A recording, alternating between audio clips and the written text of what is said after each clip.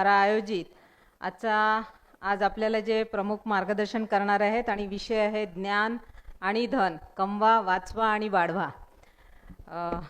सर्वप्रथम माणसाला माणूस म्हणून जगण्याचा अधिकार देणारे महामानव परमपूज्य डॉक्टर बाबासाहेब आंबेडकर, सर्व महामानव, याच्यात क्रांतीसूर्य ज्योतिबा फुले, क्रांतिज्योती सावित्रीबाई फुले आणि अशा सर्व महामानवांना प्रथम अभिवादन करते।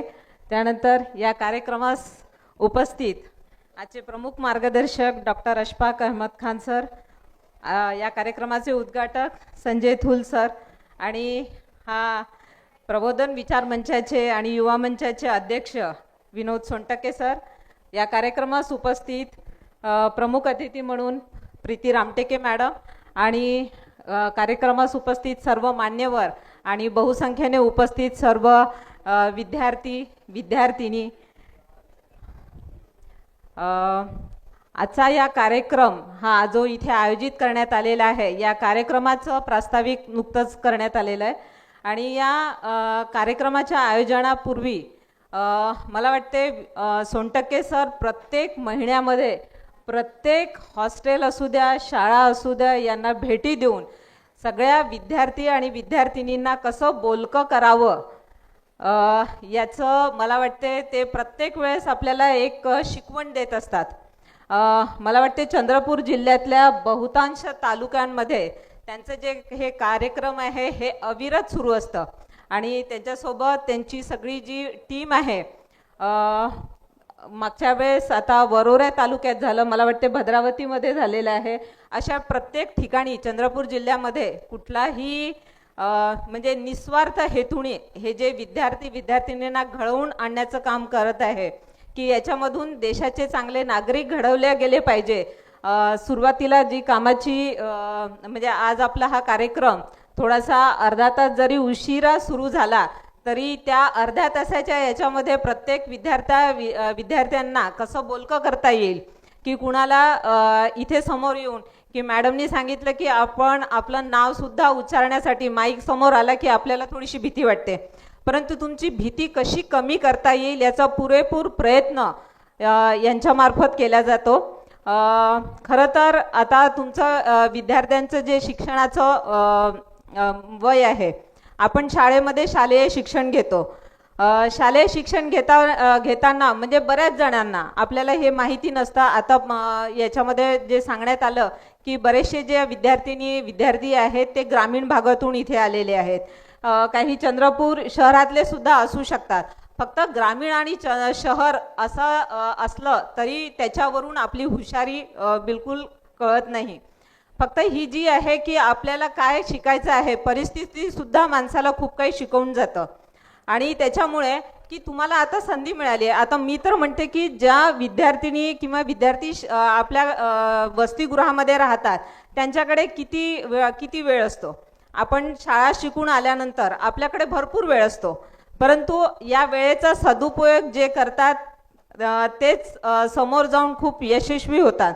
आणि प्रत्येकाने माझं असं म्हणणं आहे की आपण आपल्या घरापेक्षा वसतिगृहात राहून बरंचसं शिकतो, कारण वेगवेगळ्या विचारांची जे विद्यार्थी आपल्यासोबत येतात किंवा विद्यार्थ्यांसोबत तुम्हाला आजूबाजूचं जे वातावरण मिळतं त्याच्यावरून आपण बरंचसं शिकू शकतो। फक्त आपले कान डोळे नाही का उघडे ठेवायचे, फक्त शिक्षणच घ्यायचं हा विचार आता 10वी 12वी पर्यंत ठीक आहे, विद्यार्थ्यांनी तो शिक्षणाचाच विचार घेतला पाहिजे, परंतु याच्यामधले किती विद्यार्थी जे आहेत की जे वर्तमानपत्र रोज वाचतात? कुणी आहेत? हात वर करा। वर्तमानपत्र कुणी वाचतं? कुणीच नाही। आपल्या वसतिगृहामध्ये वर्तमानपत्र येत नाही? नाही येतं पण वाचत नाही, वेळ नसतो आपल्याजवळ। मला सांगा, आपल्याकडे जेव्हा सोनटके साहेब येतात म्हणजे त्यांचा काय हेतू असेल की ते तुम्ही घडले पाहिजे असं त्यांना वाटतं। आजूबाजूची जी परिस्थिती आहे त्या परिस्थितीचं आकलन आपल्याला यावं याच्यासाठी आपल्या शालेय शिक्षणासोबत थोडा 1 तास जे तुम्हाला वर्तमानपत्र त्याच्यामध्ये तुमच्या रोजच्या दैनंदिन ज्या घडामोडी आहेत, जगामध्ये काय चाललेलं आहे, या सगळ्या गोष्टी आपल्याला कळतात. अर्थात त्याच्यामध्ये या वर्तमानपत्रामध्ये आजकालचा जो मजकूर आहे की थोडंसं निगेटिव्ह विचार हे त्याच्यामध्ये भरभरून येतात. परंतु आपल्याला स्वतः जर घडवायचं असेल, आपल्या आईवडिलांची जी परिस्थिती, आपल्या ह्या समाजाचं जे जे जे काही चित्र आपल्याला दिसतंय हे बदलवायचं असेल तर त्याची सुरुवात ही स्वतःपासून केली पाहिजे. जेव्हा आपण स्वतःपासून करू तेव्हाच आपल्याला जे समाजाचं आहे, देशाचं आहे, ते चित्र बदलवता येईल. तुम्हाला असं अजिबात असं वाटत नाही की आपल्या बरं कित्येक जणांना असं वाटते की आपल्याला पुढे काहीतरी व्हायचं आहे, की फक्त शिक्षण घेऊन 10वी 12वी पदवीधर झालं तर आपलं पुरेसं आहे असं कुणाला वाटतं? प्रत्येकांना नोकरी करायची आहे. कोणाला करायची?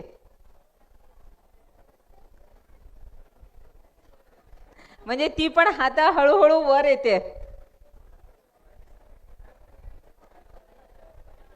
आहे ना. म्हणजे शिक्षण घेऊन आपल्याला काहीतरी करायचं आहे असं प्रत्येकांना वाटतं. थोडंसं कोणीतरी आता हात वर करत नाहीये, पण प्रत्येकाच्या मनामध्ये वाटते की शिक्षण घेऊन आपल्याला काहीतरी करायचं आहे. आजचा जो विषय आहे, आपल्याला जे प्रमुख मार्गदर्शन देणार आहे, ज्ञान आणि धन कमवा, वाचवा आणि वाढवा. पण मग आपण ज्ञान तर आता आपण शिक्षणाच्या माध्यमातून घेतोय, ठीक आहे. फक्त शालेय शिक्षण आता तुमचं ते वय आहे. परंतु मी जे म्हणते, मी हे का म्हणते, कारण मी माझ्या अनुभवातून सांगते. कारण तुमच्यासारखं ज्यावेळेस विद्यार्थी याच्यामध्ये असताना आम्ही सुद्धा फक्त मला हसतील, पण दुसऱ्यांना हसणं खूप सोपं आहे.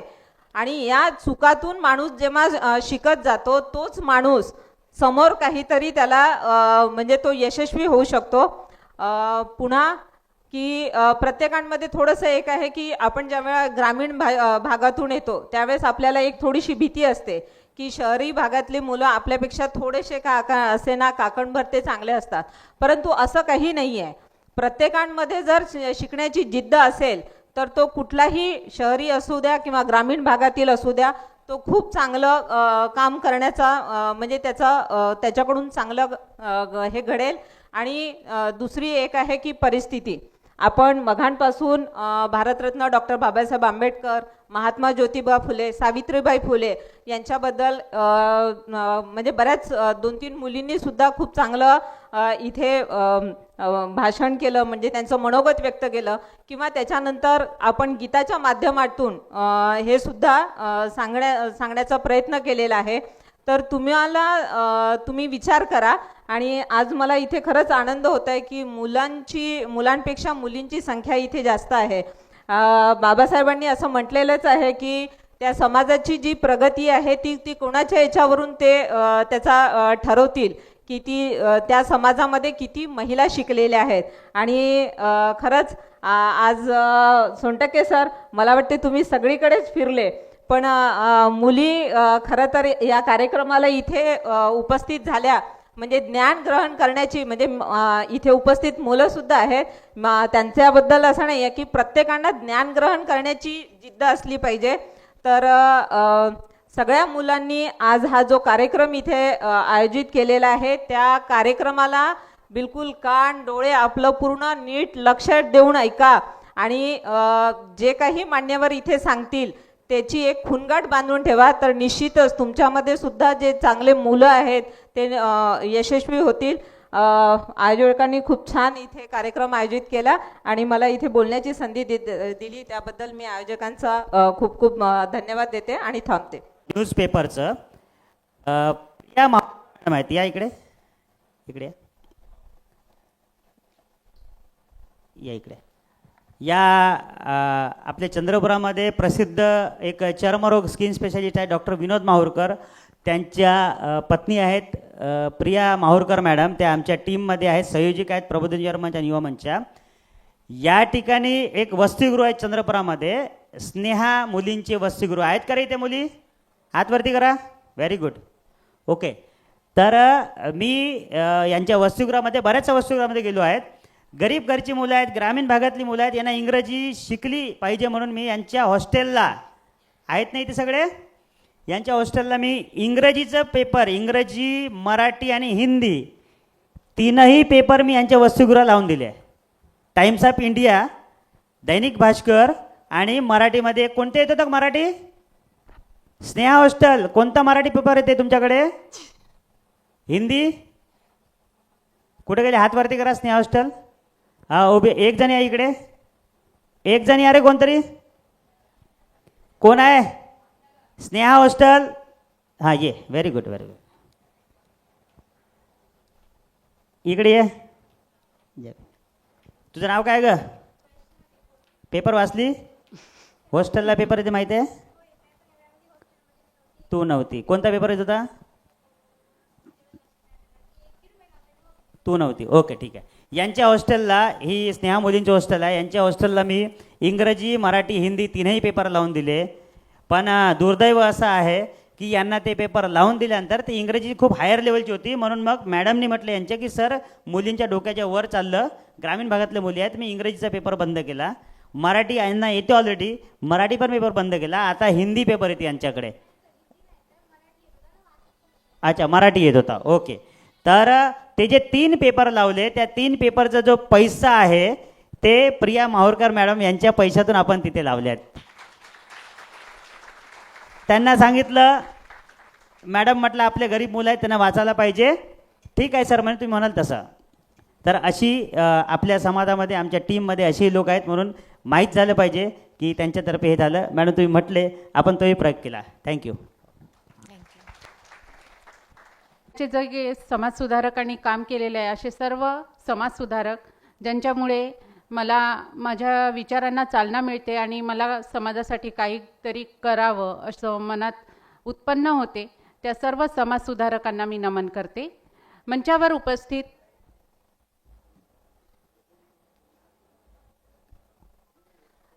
आजच्या कार्यक्रमाचे प्रमुख मार्गदर्शक डॉक्टर अशफाक अहमद खान सर आणि सन्माननीय संजय थूल सर आणि मंचावर उपस्थित इतर मार्गदर्शक तथा प्रमुख पाहुणे, आजचा जो कार्यक्रम आयोजित करण्यात आलेला आहे, ज्ञान आणि धन, कमवा, वाचवा आणि वाढवा.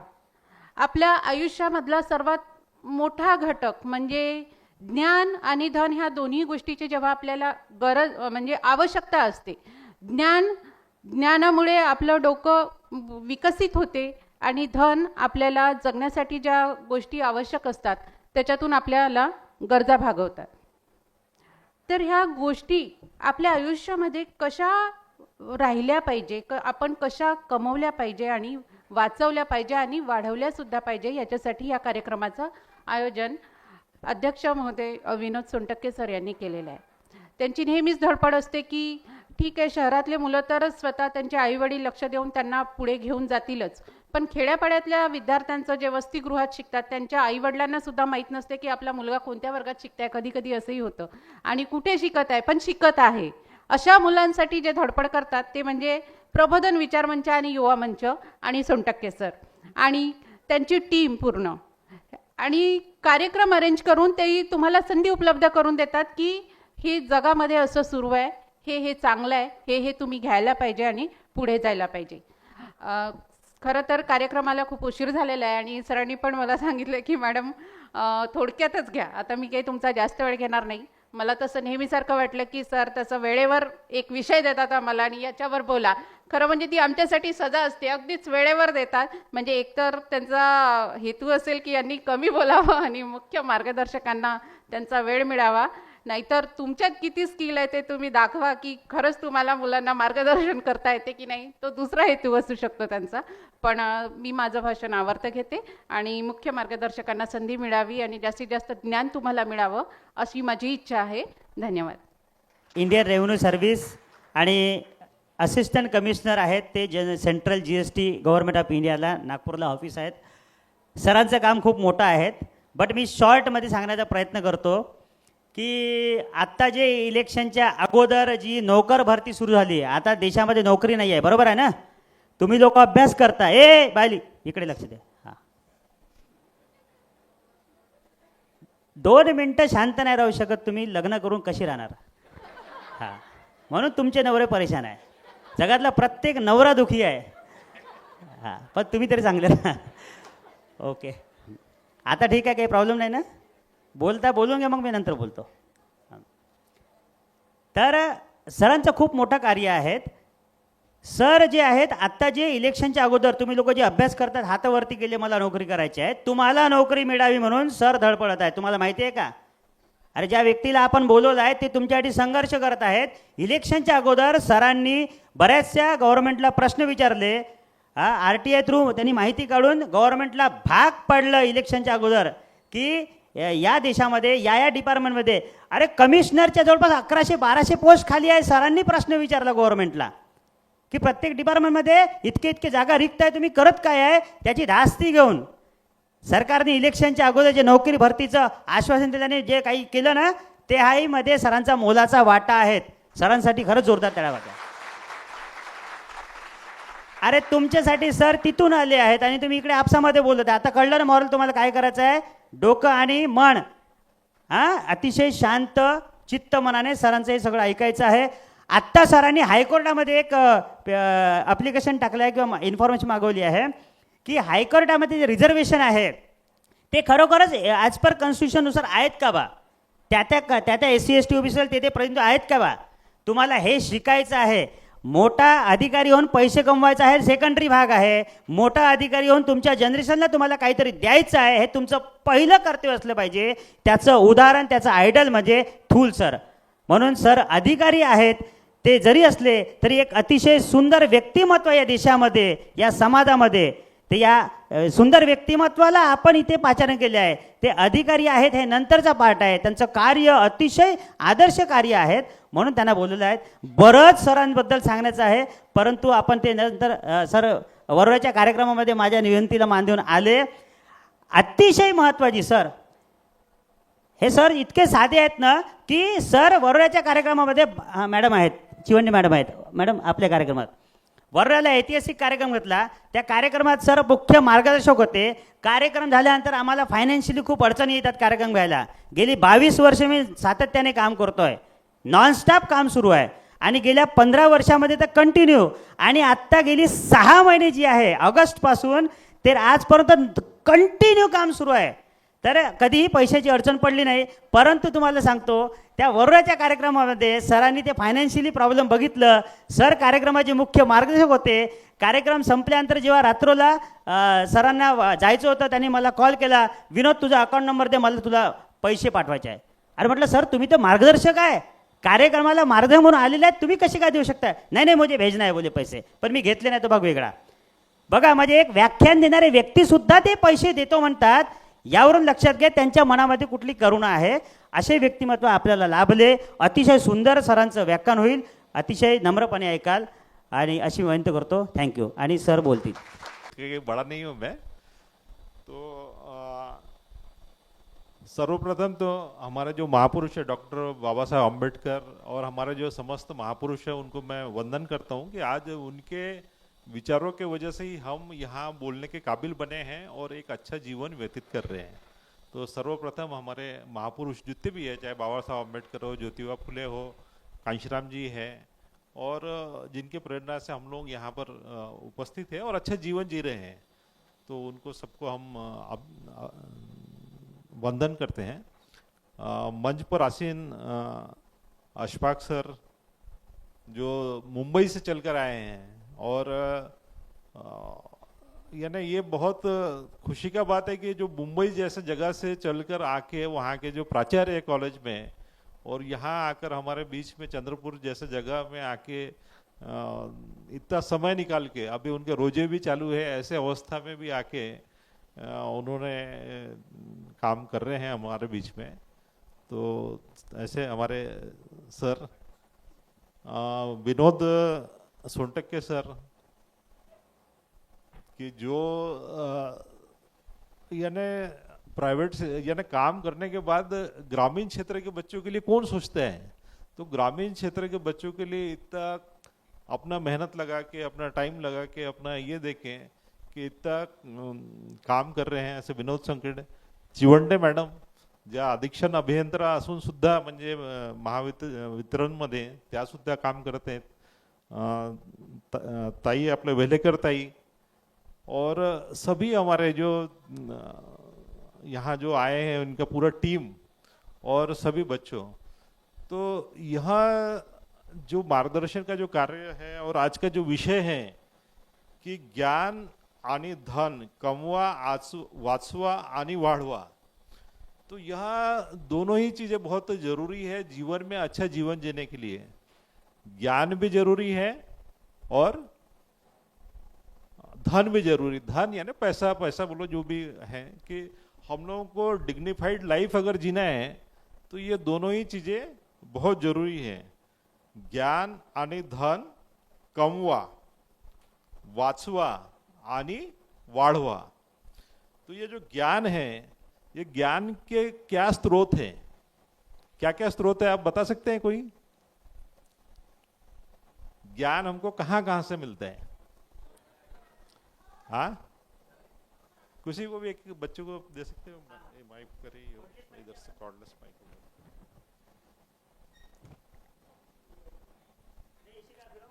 थोड़ा हम लोग क्या है बातचीत टू वे में करेंगे ना तो थोड़ा अच्छे से समझ पाएंगे। तो हम लोग थोड़ा बातचीत के माध्यम से कन्वर्सेशन करते हैं। तो ये क्या हो सकता है हमारा, क्या बोलते हैं, ज्ञान का जो स्रोत है वो क्या है? ज्ञान के स्रोत कहाँ कहाँ से हमको बचपन से आज तक के हमने ज्ञान लिए हैं और कहाँ कहाँ से ज्ञान मिलता है? पुस्तक से, न्यूज़पेपर, हाँ, ग्रंथ से, गुड, वातावरण से भी ज्ञान मिलता है, गुड,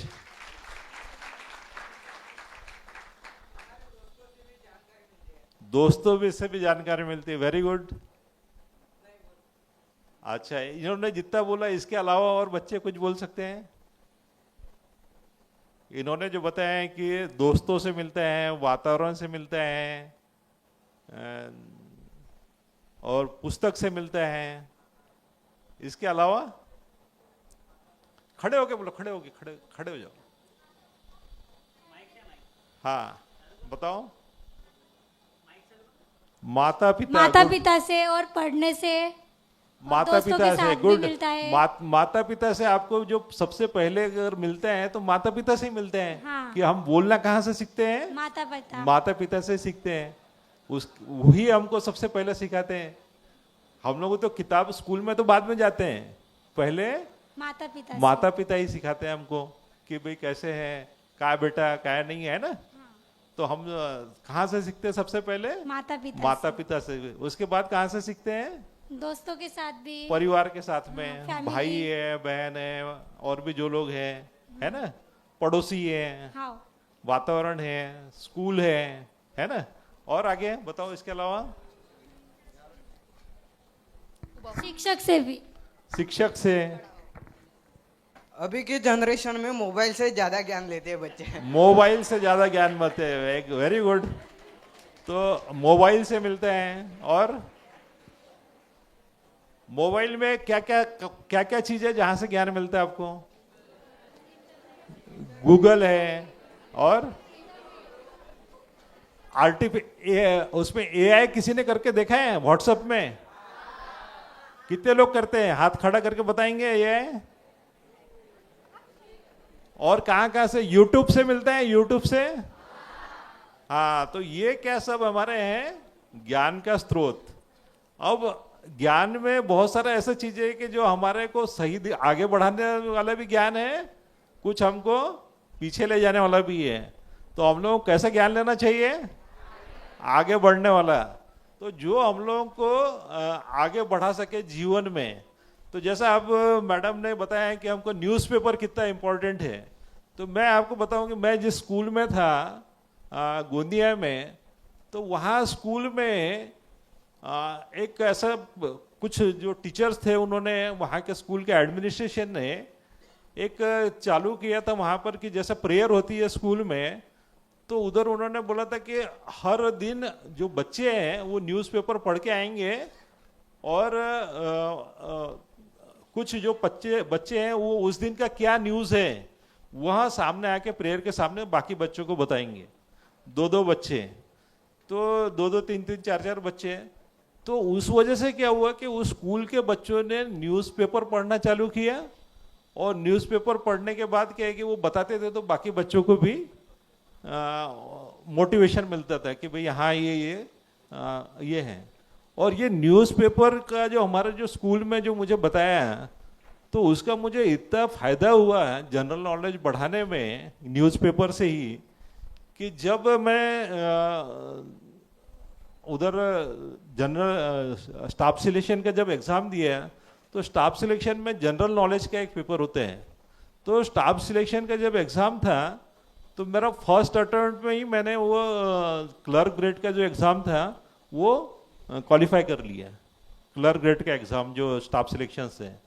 तो वो न्यूज़पेपर पढ़ने का ये फ़ायदा होता है कि, और ये कंटिन्यूस प्रोसेस है, आप सिर्फ परीक्षा आ गई तब पढ़ने से नहीं होगा, आप अभी से ही आदत को डेवलप करना है ज्ञान अर्जन का।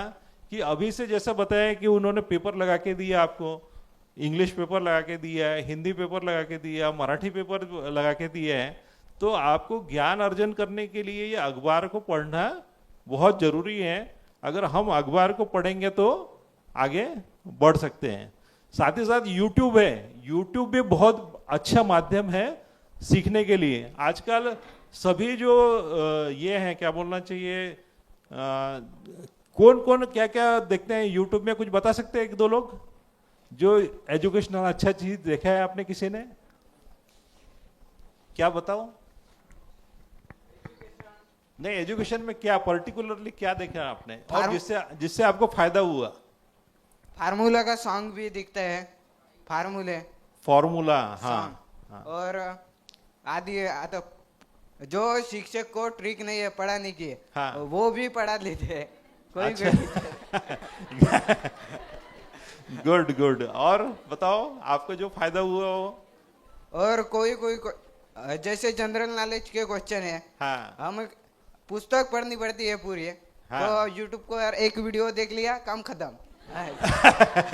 ऐसे भी कुछ क्वेश्चन होते हैं। हाँ, वेरी गुड।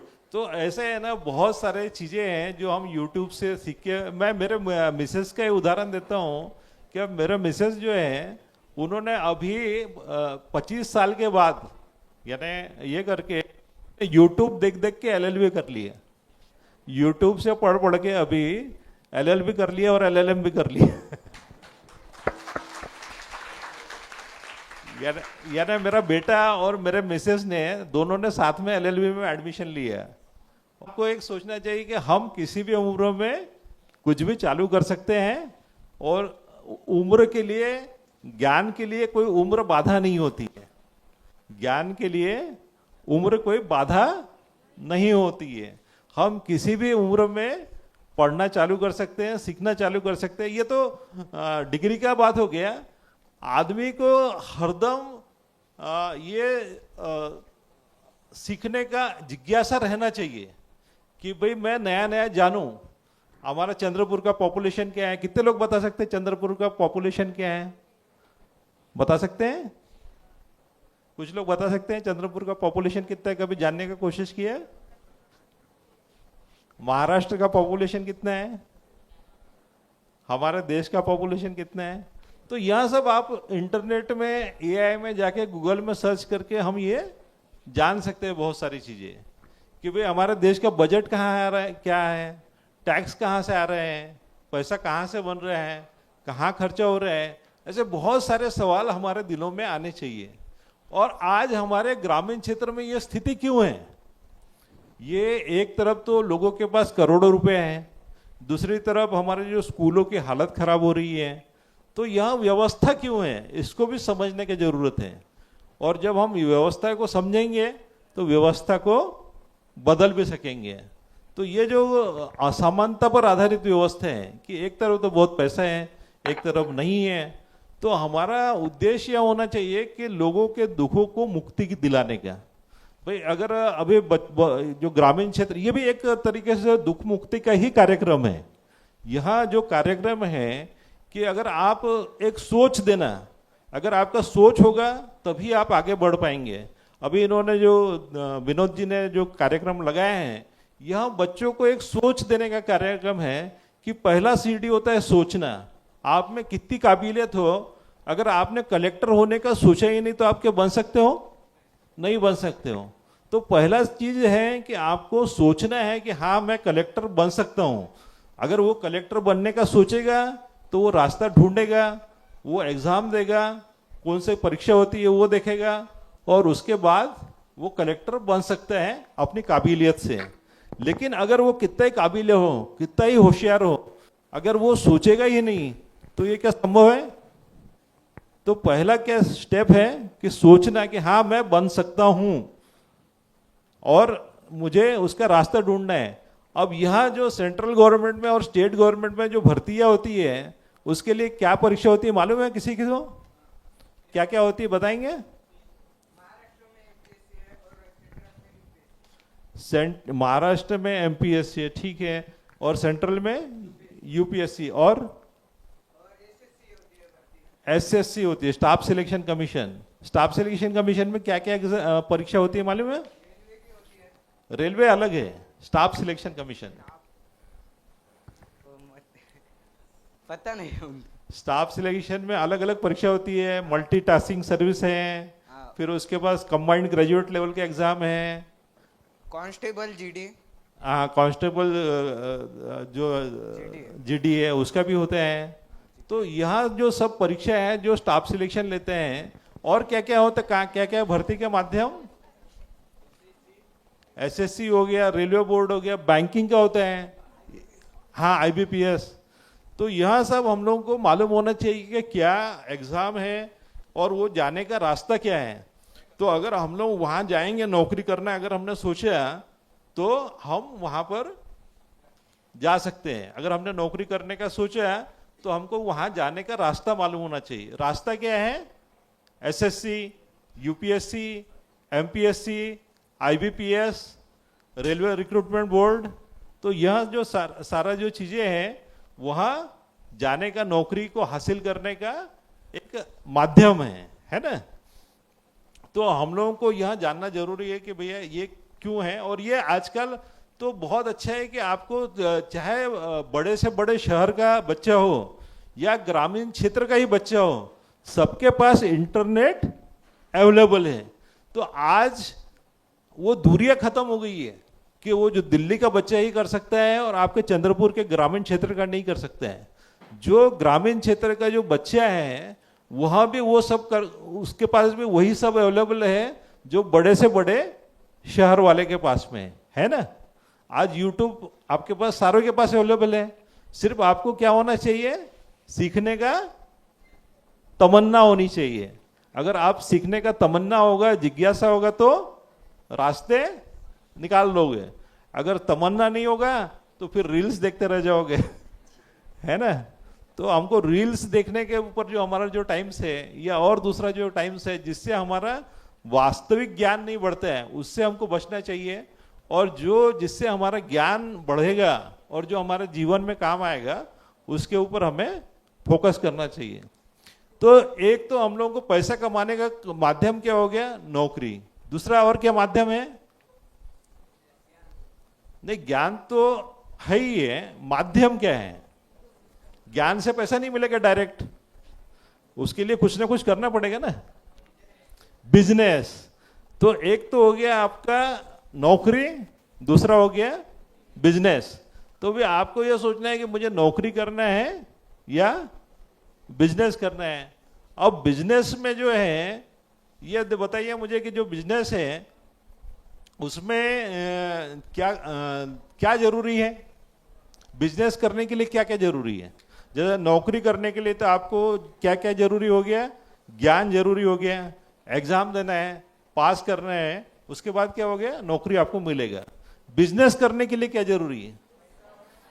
हाँ, पैसा, स्किल और हाँ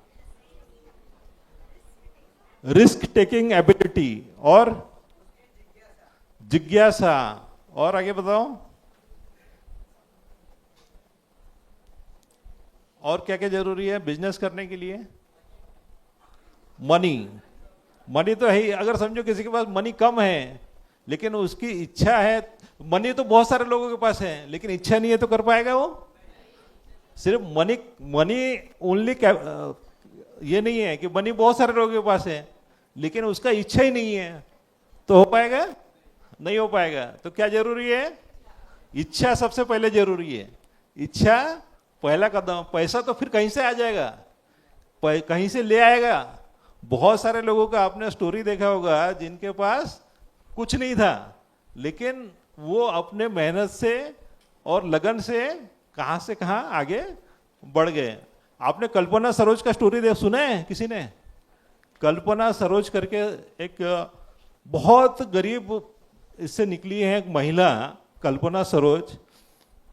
उन्होंने एक कमानी स्टील्स करके वो कंपनी खरीदा है, कमानी स्टील्स, और उसको भारत देश ने पद्मश्री भी दिया है, पद्मश्री भी दिया। आप गूगल में सर्च करो या यूट्यूब में कल्पना सरोज करके, तो आप उनका स्टोरी देख सकते हो। सिमिलरली एक जयेश रामादे करके है, जयेश रामादे सहयोग multi state credit cooperative society है। तो वो उनके पास भी कुछ नहीं था, सिर्फ इच्छा शक्ति से उन्होंने जो बैंकिंग क्षेत्र में काम किया, आज उनका 150 से ज्यादा ब्रांचेस हैं, 2 हॉस्पिटल है, हॉस्पिटल भी है उनका 200 बेड का, और 2 स्कूल भी है। आप गूगल में सर्च करेंगे, यूट्यूब में जयेश रामादे सहयोग ग्रुप, आप उनका स्टोरी देख सकते हैं। तो मैं उसके ऊपर बहुत ज़्यादा डिटेल नहीं बताऊंगा, क्योंकि आप ये खुद गूगल में सर्च करके आप इसको देखें। तो ये अगर हम हमारे सामने आइकॉन बनाते हैं कि कल्पना सरोज है, जयेश रामादे हैं, अगर हम बिजनेस लाइन में काम करना है तो हम लोग इनका से प्रेरणा लेके अपने जीवन को आगे बढ़ा सकते हैं। सिमिलरली अगर हमको नौकरी करना है, हमारे देखिए चिवंडे मैडम है यहाँ पर बैठे हैं, सुपरिटेंडिंग इंजीनियर है, मैडम भी बैठे, वेलेकर मैडम, उन्होंने भी नौकरी हासिल की है, हम लोग भी हैं। मेरे पास भी कुछ नहीं था पहले, मैं तो ये स्थिति था कि जब आप लोगों के जैसा था 10th में, कोई मेरे जीवन में एम था ही नहीं। तो जब मेरे जीवन में कोई एम नहीं था, तो मैं 10वीं जब क्लास पास किया तो मुझे मात्र 42% मार्क मिले, और जो 42% जब मार्क मिले मुझे, तो फिर मैं जब एडमिशन लेने के लिए गया तो मुझे आईटीआई में भी एडमिशन नहीं मिला, जो उधर साइंस में तो नहीं मिल रहा था, पॉलिटेक्निक में भी नहीं मिला, इंजीनियरिंग तो बहुत दूर का बात था। तो तब मुझे जो एडमिशन है वह मेरे पिताजी के एक दोस्त थे, बोले कि आप इसको आईटीआई में डाल दो तो कहीं किसी कारखाने में नौकरी वगैरह मिल जाएगी। तो मैंने गोंदिया के आईटीआई में जाके फॉर्म भरा, तो इलेक्ट्रीशियन वगैरह में तो बहुत ज़्यादा कट ऑफ गया था, 74% वगैरह। लेकिन जो कारपेंटर है, फिटर है, वेल्डर है, ऐसे ट्रेड में भी मुझे एडमिशन नहीं मिला, साइंस में भी नहीं मिला। तो उन्होंने बोला कि भाई अभी आप मजबूरी में, उस समय बीकॉम जो था उसको बोलते थे बेकाम, बीकॉम यानी बेकाम हमारे टाइम में। तो फिर कॉमर्स में एडमिशन लिया मैंने। तो उसी टाइम में मुझे एक, जैसे हमारे विनोद सोनटके साहब हैं, ऐसे ही कुछ सामाजिक कार्यकर्ता थे, एक बामसेप करके संगठन था कांशीराम जी का, और वो कांशीराम जी का संगठन का मैंने बामसेप का कैडर कैंप अटेंड किया। जैसे आज ये हो रहा है मोटिवेशनल, ऐसा ही कैडर कैंप मान लो आप कि एक कैडर कैंप था।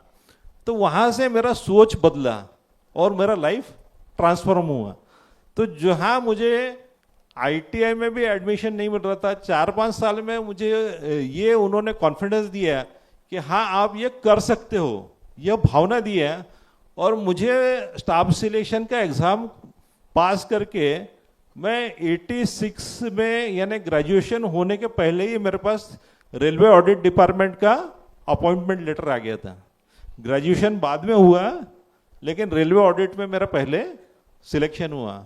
उसके वेरी नेक्स्ट ईयर में आपका डिफेंस अकाउंट्स डिपार्टमेंट है, उसमें ऑडिटर्स जूनियर अकाउंटेंट यूडीसी का एक पोस्ट था। तो वो एग्ज़ाम पास किया ग्रेजुएशन लेवल के ऊपर, और वहाँ भी मेरा सिलेक्शन हो गया। उसके बाद central excise income tax inspector grade का एग्ज़ाम होता है, वहाँ दिया और वहाँ भी क्वालिफाई किया। तो यहाँ क्यों हुआ? यहाँ सोच में परिवर्तन के वजह से।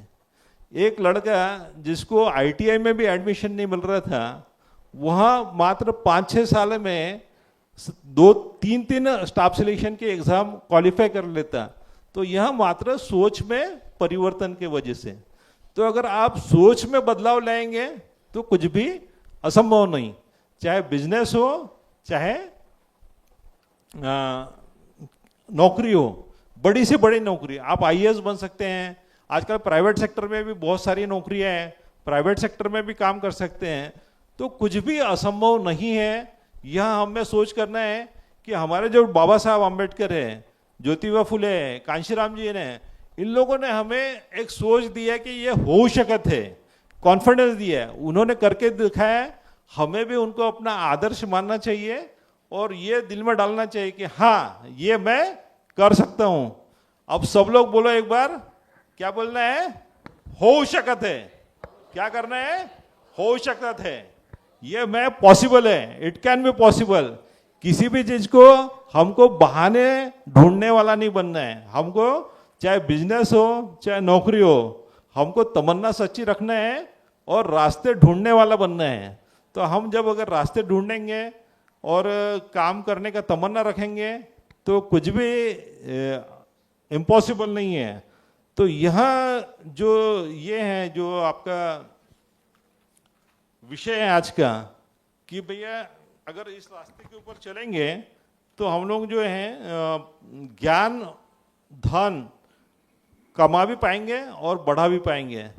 तो वक्त का मेरे ख्याल से लगभग हो गया होगा, मुझे लगता है कि और हमारे बातें बहुत है, लेकिन वक्त का ध्यान रखते हुए मैं अपनी बात को यही विराम देता हूँ।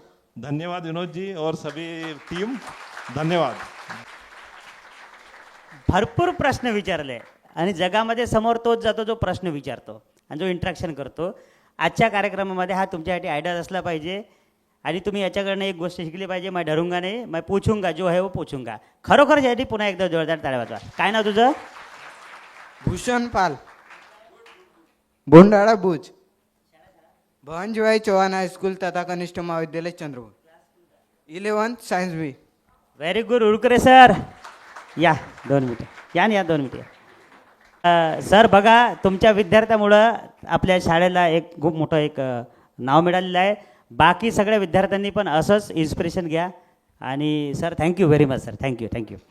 ओके, हां, गुलामाला गुलामीची जाणीव करून द्या, म्हणजे तो त्या गुलामी विरोधात बंड करून उठेल। मग तुम्ही गुलाम आहे हे तुम्हाला जाणीव करून द्यायच्यासाठी हा कार्यक्रम आहे। गुलाम म्हणजे दुःखी माणूस, गुलाम काही खुश राहत नाही ना। तर दुःखमुक्तीचा कार्यक्रम जे सरांनी शब्द वापरला, मी त्याला फक्त डिफेंड करू सांगतोय की तुमच्या बिल्ल्यामध्येच आजच्या कार्यक्रमाचा जो उद्देश आहे तो दडलेला आहे। त्यानंतर सरांनी अतिशय इन्स्पिरेशनल, आज सरांचं एक वर्ड विसरू नका।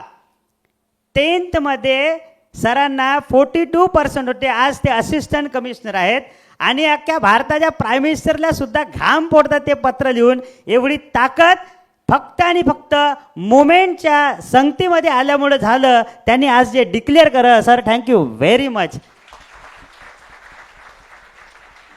म्हणून मी नेहमी म्हणतो, चळवळीमध्ये आपल्या पोरांना पाठवा की अशी पर्सनॅलिटी डेव्हलप होते। हे चळवळीची ताकद आहे की 42% वाल्या एका विद्यार्थ्यांना सुद्धा इतक्या मोठ्या पदावर जाऊन आज भारतातल्या राष्ट्रपती आणि प्रधानमंत्र्याला सुद्धा घाम पडेल असे प्रश्न विचारतात। ते माझ्याकडे सगळं सर्क्युलेटर आहे। त्यानंतर प्रीती सरां, तुम्ही म्हटल्याप्रमाणे प्रीती वेलेकर मॅडम आहेत। आम्ही लास्ट वीकला मॅडमकडे राजुऱ्यातल्या काही हॉस्टेल्समधले 4 मुली होत्या, त्या गरीब घरच्या आहेत। त्यांना कॉल केला, म्हटलं मी बसून आहे इथे, तुम्ही या भेटायला। मी मॅडमकडे भेटायला आणलं त्यांना मॅडमनी रिसर्च चहा पाजला वाटतं बहुतेक, हा चहा पाजला आणि मॅडमनी त्यांच्याशी इंटरॅक्शन केल्यानंतर त्या मुलींनी जे मला रिॲक्शन दिले, सर किती मोठे अधिकारी आमच्यासोबत किती छान बोलले। ही संधी फक्त आणि फक्त तुम्हाला मोमेंटच देते, अदरवाईज तुम्हाला कोणी ओळखणार नाही। म्हणून जिथे असाल तिथे कुठल्या ना कुठल्या चळवळीमध्ये तुम्ही जगा आणि त्या चळवळीशी जुळा। म्हणून माझ्या मुलाला, विदे इकडे रे, हा माझा मुलगा आहे विदे सोनटक्के, म्हणून आम्ही बालपणापासनं या मोमेंटची ताकद या मोमेंटची ताकद ओळखून आमचा असा प्रयत्न असते। कारण सरांनी सांगितल्याबरोबर मोमेंटमध्ये काय ताकद असते आम्ही अगोदर ओळखला आहे, म्हणून बाय बर्थ त्याच्यात टाकण्याचा प्रयत्न करतो। आता एक रैंडमली अपन त्याला एक बोलू, आपको याद है वो लॉकडाउन में कुछ एक इंसान की बात बोली थी, वो गांव छोड़ के जाता अनाउंसमेंट होता है, पता है? हाँ, वो आज रिलेटेड है, बोलो। तो सबको जय भीम। आवाज नहीं आ रहा? तो आप जिंदा है मुझे पता रहना चाहिए, नहीं तो लोग सो के है कोई। तो मेरा नाम विदया विनोद सोनटक्के है, मैं 7th क्लास में हूँ। तो आज डैडी ने मुझे ये मंच पे बुलाया, तो मैं आपको एक कहानी बताना चाहता हूँ। तो ये कहानी आप अच्छे से सुनिए, क्योंकि आप रिलेट होंगी, मैं रिलेट नहीं करूँगा, ये सर रिलेट करेंगे। ओके, तो सुनने का मूड है? हाँ। तो एक गांव होता है, वो गांव में जो सरपंच होता है, वो गांव का जो सरपंच होता है, वो सरपंच को एक उड़ते उड़ते खबर आती है कि उसका जो गांव है वो उसके गांव में अर्थक्वेक आने वाला है, भूकंप आने वाला है। तो वो जो सरपंच होता है वो डर जाता है, वो जाता है अपने गांव वालों के पास, बोलता है कि रे जल्दी जल्दी पैक करो सामान और सेफ जोन में चलो, जिससे क्या होगा कि आप भूकंप से मरेंगे नहीं, आपका जल्दी जल्दी सामान पैक करो और चलो। तो जो लोग होते हैं वो सब डर जाते हैं और अपने जो सामान होते हैं, कोई ये पैक करता है, कोई बाल्टी पैक करता है, कोई कपड़े पैक करता है, कोई सोना लेता है, तो सामान पैक करते हैं और ज़्यादा से ज़्यादा सामान जो ले सकते हैं सब ज़्यादा से ज़्यादा सामान ले लेते हैं। लोग क्या करते हैं, ये यहाँ पे हाथ में पकड़ते हैं, कोई कंधे में लेते हैं, बच्चे को सर के ऊपर ले लेते हैं। तो जो बाज होती है, बाज पता है आपको, तो उसको सर में ले लेते हैं, उसके ऊपर भी सामान रखते हैं। तो मतलब बहुत ज़्यादा सामान ले लेते हैं। कोई कोई आपको ट्रेन में आपने कभी ट्रैवल किया है तो वहाँ पे ऐसे जो पेंट्री के लोग होते हैं वो ऐसे यहाँ पे रखते हैं, मालूम है, बाल्टी। तो वैसे गांव वालों ने रखा था, बहुत सारे सामान लिए थे, बहुत लिए थे। तो क्या हुआ, वो लोग निकल गए, ठीक है। वो जो सेफ जोन था वो वहाँ से 1 घंटे की दूरी पर था। तो आधा घंटा वो लोग बहुत चले, वो बहुत चले, बहुत थके, क्योंकि उनके हाथ में बहुत ज़्यादा सामान था, बहुत ज़्यादा सामान था, क्योंकि उनको लग रहा था कि जितना ज़्यादा सामान हो सके मैं उतना लूँगा, जिससे हमारा नुकसान बहुत कम होगा। एक तो घर उन्होंने छोड़ दिए थे, घर की जो उनकी मेहनत थी वो भी उन्होंने 50-60 लाख के जो घर थे वो भी बहा दिए। तो उन्होंने सामान लिए। तो जैसे आधे घंटे चलने लगे तो उनके कोई बहुत सारे लोगों के सर दर्द देने लगे, किसी का हाथ दर्द देने लगा, किसी के कंधे दर्द देने लगे, किसी का पेट दर्द देने लगा, क्योंकि बहुत सारे लोगों ने पेट जो वहाँ पे भी सामान छुपा के रखे थे, जिससे क्या हुआ, उनके सर दर्द देने लगे, हाथ दर्द देने लगे, उनको पेन होने लगा, बॉडी पेन। तो लोगों ने डिसाइड किया कि हम 5 मिनट पावर नैप लेंगे, जिससे, और उनको डर भी था कि भूकंप से हम मर ना जाए, इसलिए उन्होंने 5 ही मिनट रखे। तो वो जैसे ही बैठने के बाद जैसे अभी डिस्कशन कर रहे थे वो लोग, अभी कैसा करें सेफ जोन में जाने के बाद, तो तभी उन्हें गाने की आवाज़ आई। एक आदमी था जिसके दोनों, एक हाथ में पानी की बोतल थी और दूसरे हाथ में रेडियो था और ईयरफोन थे, जिससे वो गाने सुन रहा था। तो ईयरफोन तो उसने निकाल दिया था, तो रेडियो से गाना सुन रहा था वो। तो रेडियो से गाना सुन रहा था तो गांव वालों का आया गुस्सा, क्योंकि एक तो यहाँ पे इतने गुस्से में बैठे, इतने टेंशन में बैठे, और यहाँ पे ये आदमी बहुत अच्छे से खुशी में नाच रहा है, बढ़िया गाने सुन रहा है। तो गांव वालों को आई गुस्सा। उन्होंने क्या बोला वहाँ पे वो आदमी के पास जाके कि अरे भाई तू ये क्या कर रहा है, तू यहाँ पे तेरा कुछ भी सामान नहीं लिया और तेरे घर में तो बहुत कीमती सामान था, फिर भी तूने कुछ भी सामान नहीं लिया। तो वो आदमी है उससे अलग अलग क्वेश्चन करने लगी, तू पागल है क्या, गुस्से में आ गए थे वो लोग। तो जो आदमी है वो आदमी क्या बोलता है कि आपका जो धन है, संपत्ति है, वो आपके सामान में है। आप कहीं पे भी जाएंगे तो आप सामान बेचकर उसका कुछ कर सकते, खा सकते, या फिर उसे यूज़ करके अपना काम कर सकते।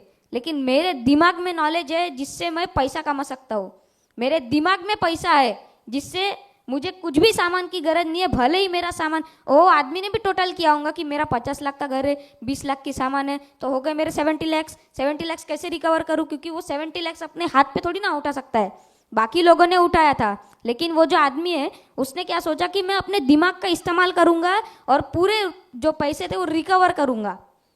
तो वो जो आदमी है जिसने ये सब चीज़ें बोली, गाँव वालों का दिमाग एकदम अलग ही हो गया। गाँव वाले लोग एकदम अभी ऐसा समझो कि हमारे पास में हमने कुछ चीज़ खरीदी और कुछ देर के बाद हमें पता चला कि अरे बाजू वाले दुकान में इसका 100% डिस्काउंट था, 50% डिस्काउंट था। तो ऐसा वो गाँव वालों के साथ हुआ। तो हमें ये कहानी से ये पता होना चाहिए कि हमारा जो ज्ञान है, जो इस प्रोग्राम का जो उद्देश्य है, जो विषय है, क्या है? ज्ञान आणि धन कमवा, वाचवा आणि वाढवा. तो आपको क्या करना पड़ेगा? पहले ज्ञान कमाना पड़ेगा, नॉलेज कमाना पड़ेगा. तो अगर आप 1 रुपये भी कमाते हैं तो उससे बचाओ, उसे खर्चा मत होने दो, उसके बाद उसको बढ़ाओ. तो ये हमारा मुझे डैडी ने लॉकडाउन में ये कहानी बताई थी, तो इससे मैंने ये सीखा. Thank you. हे अध्यक्षीय भाषण होतं, समजून घ्या. सांगा तात्पर्य की त्याला रॅन्डमली काही म्हटलं तर तो रॅन्डमली पण बोलायला तयार आहे, कुठल्याही विषयावर बोलायला. तर हे मुवमेंटची ताकद आहे, आणि मुवमेंटची ताकद आहे म्हणून आम्ही आमच्या पोरांना ते लहानपणापासून पुस्तक वाचू. बस, थँक्यू. पुस्तक वाचण्याचं सांगतो. तर अशा प्रकारे या ठिकाणी मॅडम आता अशफाक सर, हां हां, ओके. तर शांत. मी प्रबोधन विचार मंचची संयोजिका रुपाली अभय चालकुरे. इथे मी आपले मनोगत व्यक्त करण्यासाठी तुमच्या पुढे आलेली आहे. तत्पूर्वी मी आमच्या प्रबोधन विचार मंचाबद्दल थोडंसं काही तुमच्यासमोर सांगायचा प्रयत्न करते. अवघ्या काही महिन्याच्या आधी इथेच 4 ऑगस्ट 2024 रोजी यशस्वीरित्या कार्यक्रम पार पडला आणि खूप भव्य कार्यक्रम पार पडला. त्यानंतर आपण परत इथे एकदा सर्वजण जमलेलो आहोत हा कार्यक्रम यशस्वीरित्या पार पाडण्यासाठी, आणि तो पूर्णपणे सक्सेस होत आहे असं मला वाटते. 4 ऑगस्ट नंतर 22 सप्टेंबर 2024 रोजी वरोरा इथे ऐतिहासिक असा कार्यक्रम आमच्या प्रबोधन विचार मंचाच्या वतीने पार पडण्यात आला आहे. आणि त्यानंतर अविरत हे कार्य प्रत्येक शहरात, प्रत्येक ग्रामीण भागात हे कार्य आमच्या प्रबोधन विचार मंचाच्या वतीने घेण्यात येत आहे. त्यामध्ये वरोरा, मूल, चंद्रपूर, गडचांदूर, राजुरा अशा विविध ठिकाणी नॉनस्टॉप आमचे कार्यक्रम नेहमी सुरू असतात. आपल्या प्रबोधन विचार मंचाच्या वतीने आणि युवा मंचाच्या वतीने ग्रामीण भागातील मुलांसाठी त्यांचा इंग्रजी विषयावर प्रभुत्व निर्माण करण्यासाठी आणि इंग्रजी विषयाचं ज्ञान प्राप्त करण्यासाठी आमच्या प्रबोधन विचार मंचाने 2000 विद्यार्थ्यांना इंग्लिश स्पीकिंग कोर्सचे पुस्तकं प्रोव्हाइड करून दिले आहे.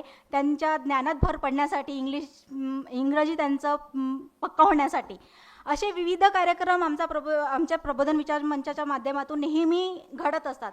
आता मी प्रत्येक कार्यक्रमाचा इथे उल्लेख करते म्हटलं तर भरपूर वेळ जाईल आणि आपल्याकडे वेळेची कमतरता आहे. जर आमच्या प्रत्येक कार्यक्रमाची तुम्हाला माहिती जाणून घ्यायची असेल तर तुम्ही आमचे अध्यक्ष विनोद सोनटके सर यांच्या फेसबुक पेजला जाऊन आमच्या प्रत्येक कार्यक्रमाची तुम्हाला तिथे सविस्तर माहिती मिळेल आणि तुम्ही एकदा खरंच तिथे बघा आणि प्रत्येक कार्यक्रमाची माहिती जाणून घ्या. आमच्या प्रबोधन विचार मंचचे काही असे विशेष हे आहेत, ते काही तुमच्यासमोर मी मांडण्याचा प्रयत्न करते.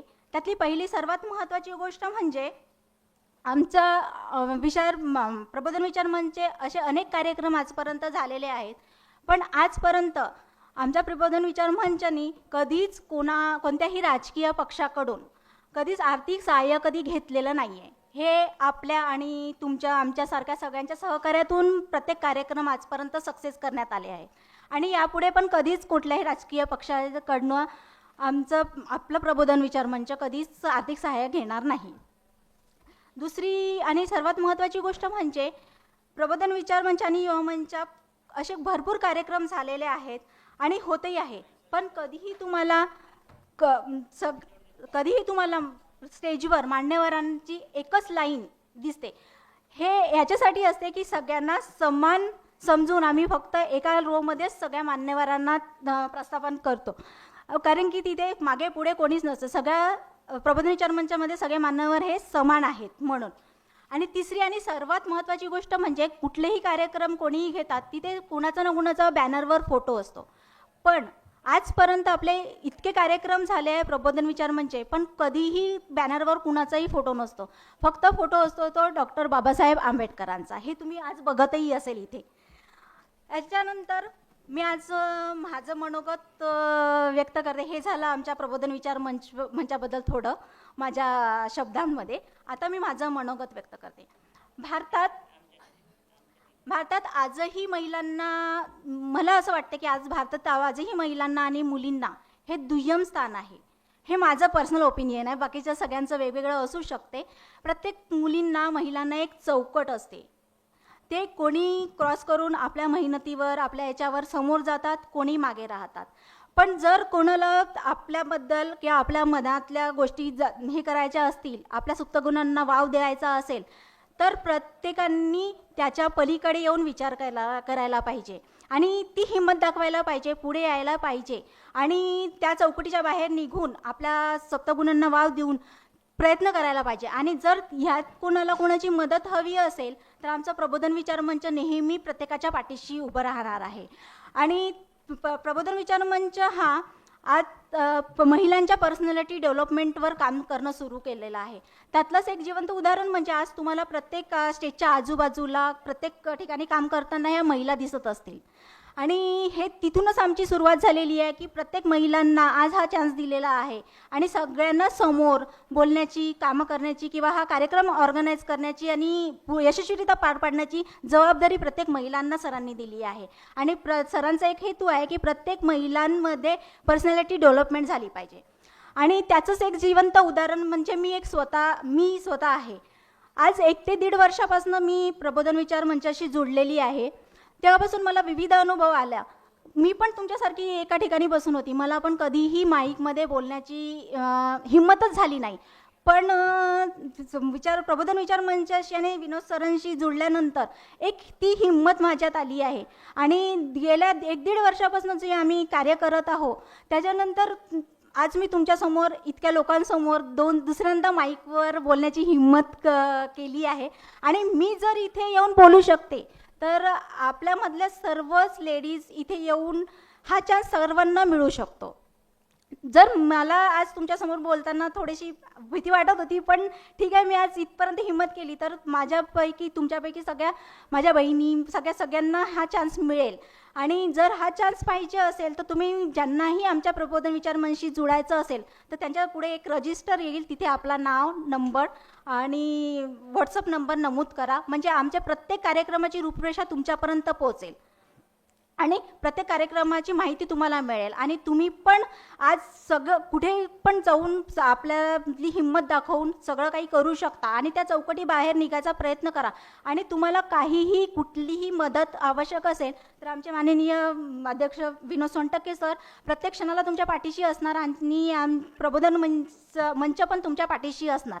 थँक्यू. आणि परत मला एक सांगायचं होतं की आमच्या हा कार्यक्रम सक्सेस करण्यामागे आम्ही समोर दिसत आहोत, पण एक पडद्याआडचं एक व्यक्तिमत्व आहे, त्या म्हणजे आमच्या सोनाली सोनटक्के मॅडम. 90% वाटा असतो कार्यक्रम यशस्वी करण्यामागे त्यांचा, पण त्या कधी पुढे समोर झळकत नाही. तर आमच्या संयोजिका महिला मंच प्रबोधन विचार मंचच्या संयोजिकांनी आम्ही असं ठरवलं आहे की आम्ही एक छोटीशी भेटवस्तू देऊन त्यांचं स्वागत इथे करायची इच्छा आमची सर्वांची आहे. तर त्यांनी प्लीज सोनाली मॅडम समोर या. पर्पज लोक आली होती, सगळ्यांचं मी जे इंटेलेक्च्युअल, अरे इकडे लक्ष द्या रे, सगळ्यांचं इंटेलेक्च्युअल व्याख्यान ऐकलं. त्यामध्ये अशफाक सरांचं पण मी स्पीच ऐकलं, अतिशय हार्ट टचिंग होतं. प्रोग्राम झाला आणि सर प्रोग्राम झाल्यानंतर बाहेर निघाले. मी हबीबभाईला म्हटलं, यार हबीबभाई मेरे को इनको मिलना है, नंबर लेना है मेरे को, बहुत अच्छा लगा, मेरे को चंद्रपूर बुलाऊंगा इनको. आणि मग मी सरांशी बोललो आणि सरांचा नंबर घेतला. नंबर घेतल्यानंतर सर मग निघाले. जस्ट एक कॅज्युअल चांगली खूप मोठी बिझनेस मीटिंग होती आणि मुस्लिम कम्युनिटी जी आहेत, स्पेशली फक्त मुस्लिम कम्युनिटीची बिझनेस मीटिंग होती ती. तर हबीबभाईच्या कॉपरेशननं मला तिथे एंट्री मिळाली आणि तोपर्यंत मलाही मुस्लिमच समजले सगळे. तर सरांनी जे स्पीच दिलं ते हार्ट टचिंग होतं. मला असं वाटलं यार हे रेव्होल्युशनरी स्पीच आहे, हे आयुष्य बदलणारं स्पीच आहे, आमच्या चंद्रपूरच्या लोकांना मिळाले पाहिजे अशी व्यक्तिमत्व. माझी मुंबईला परत एकदा मीटिंग होती. मी माझं मीटिंगला काम झाल्यानंतर सरांना कॉल केला, सर यार आपको मिलना है मुझे. तर सरांनी मग कॉलेजचा ॲड्रेस दिला, लोकेशन दिलं. मी दुसऱ्या दिवशी गेलो. सरांनी माझ्यासाठी वेळ दिला. जवळपास पाऊण तास सरांसोबत अर्धा-पाऊण तास चर्चा झाली. अतिशय नम्रपणे बोलतात ते, इतके सायलेंटली, इतके चांगल्या पद्धतीने त्यांची जी मेथड आहे समजावून सांगण्याची, सगळ्या गोष्टी क्लिअर करतात. त्यांचं कॉलेज मी स्वतः जवळून बघितलं आहे. त्यांची विशेषतः आरती मॅडम, आनंद कवाडे सर पण आहेत बहुतेक इथे, आलेत का सर? आनंद गवाड सर. एज्युकेशनल फील्डमधले अंजली मॅम, तो जे एज्युकेशनल फील्डमधले शिक्षक वगैरे आहेत त्यांनी स्पेशली लक्ष द्या. यांचं कॉलेज आहे रिझवी कॉलेज, त्याचे सर प्रिन्सिपल आहेत डॉक्टर अशफाक अहमद खान सर. हे आपल्या विद्यार्थ्यांना मोठं व्यक्तिमत्व घडवलं पाहिजे म्हणून प्रत्येक वीकला वेगवेगळी ॲक्टिव्हिटी करतात. वेगवेगळ्या मॅन्युफॅक्चरिंग युनिटमध्ये ते व्हिजिट देतात. ते मोठमोठ्या लोकांशी आपल्या पोरांना विद्यार्थ्यांना घेऊन भेट देतात, त्यांच्याकडनं काही करून घेतात. मी ज्या दिवशी गेलो त्या दिवशी धारावी मी तशा आहेत.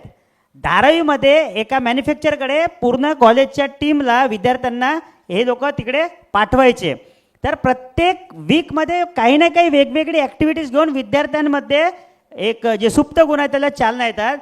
मी साध्या भाषेत सांगण्याचा प्रयत्न करतो की मुंबईचं जे एज्युकेशन आहे ते आमच्यापेक्षा जवळपास 25 ते 30 वर्षासमोरचं एज्युकेशन आहे. त्यांची जी आजची स्टाईल आहे ती कदाचित आम्हाला इथे यायला 20 ते 25 वर्ष लागेल. इतकं आम्ही बॅकवर्ड एज्युकेशन घेत आहोत असं म्हणायला काही हरकत नाही. इतकं एज्युकेशन सिस्टममध्ये आम्हाला चेंज करावं लागेल. ते मी लाईव्ह बघितलं आहे. मी मग सरांशी विनंती केली, सर यार बोला आपका समय लगेगा. आणि अतिशय आनंदाने आणि सर हार्टली थँक्सफुल, कारण रमजानचा महिना आहे. दिवसभर सर खाणार पण नाही आणि पिणार पण नाही, इवन पाणीसुद्धा त्यांना पिता येणार नाही. एवढं सगळं त्यांचं दिनचर्या असल्यानंतरही ते आम्हाला आज मुंबईवरून येऊन आता ते आपल्याला मार्गदर्शन करणार आहेत. अतिशय दिलदार व्यक्तिमत्व, चांगलं व्यक्तिमत्व. सरांचं जोरदार टाळ्यांनी स्वागत करा. Sir thank you very much.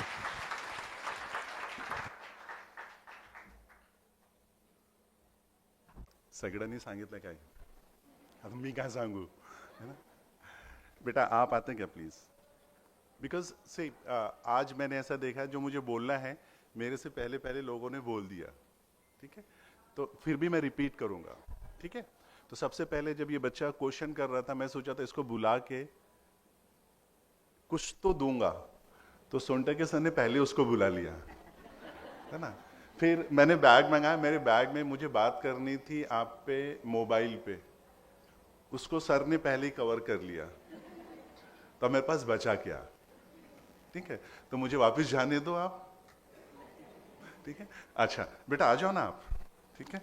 ये मैं सोच रहा था इसको पेन दूं या कैश दूं, मेरे समझ में नहीं आ रहा क्या दूं, कैश दूं या कैश कम है मेरे जेब में, इसलिए मुझे हिम्मत नहीं हो रही थी, लेकिन कैश इसके काम आएगा, ठीक है. ये मेरे पास इतना ही है, जेब में कुछ भी नहीं, आई शपथ.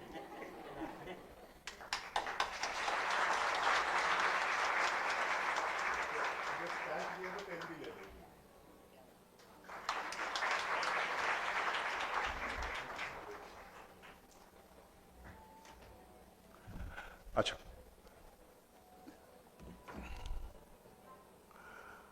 और हम 3 चीजों पे बातें करेंगे,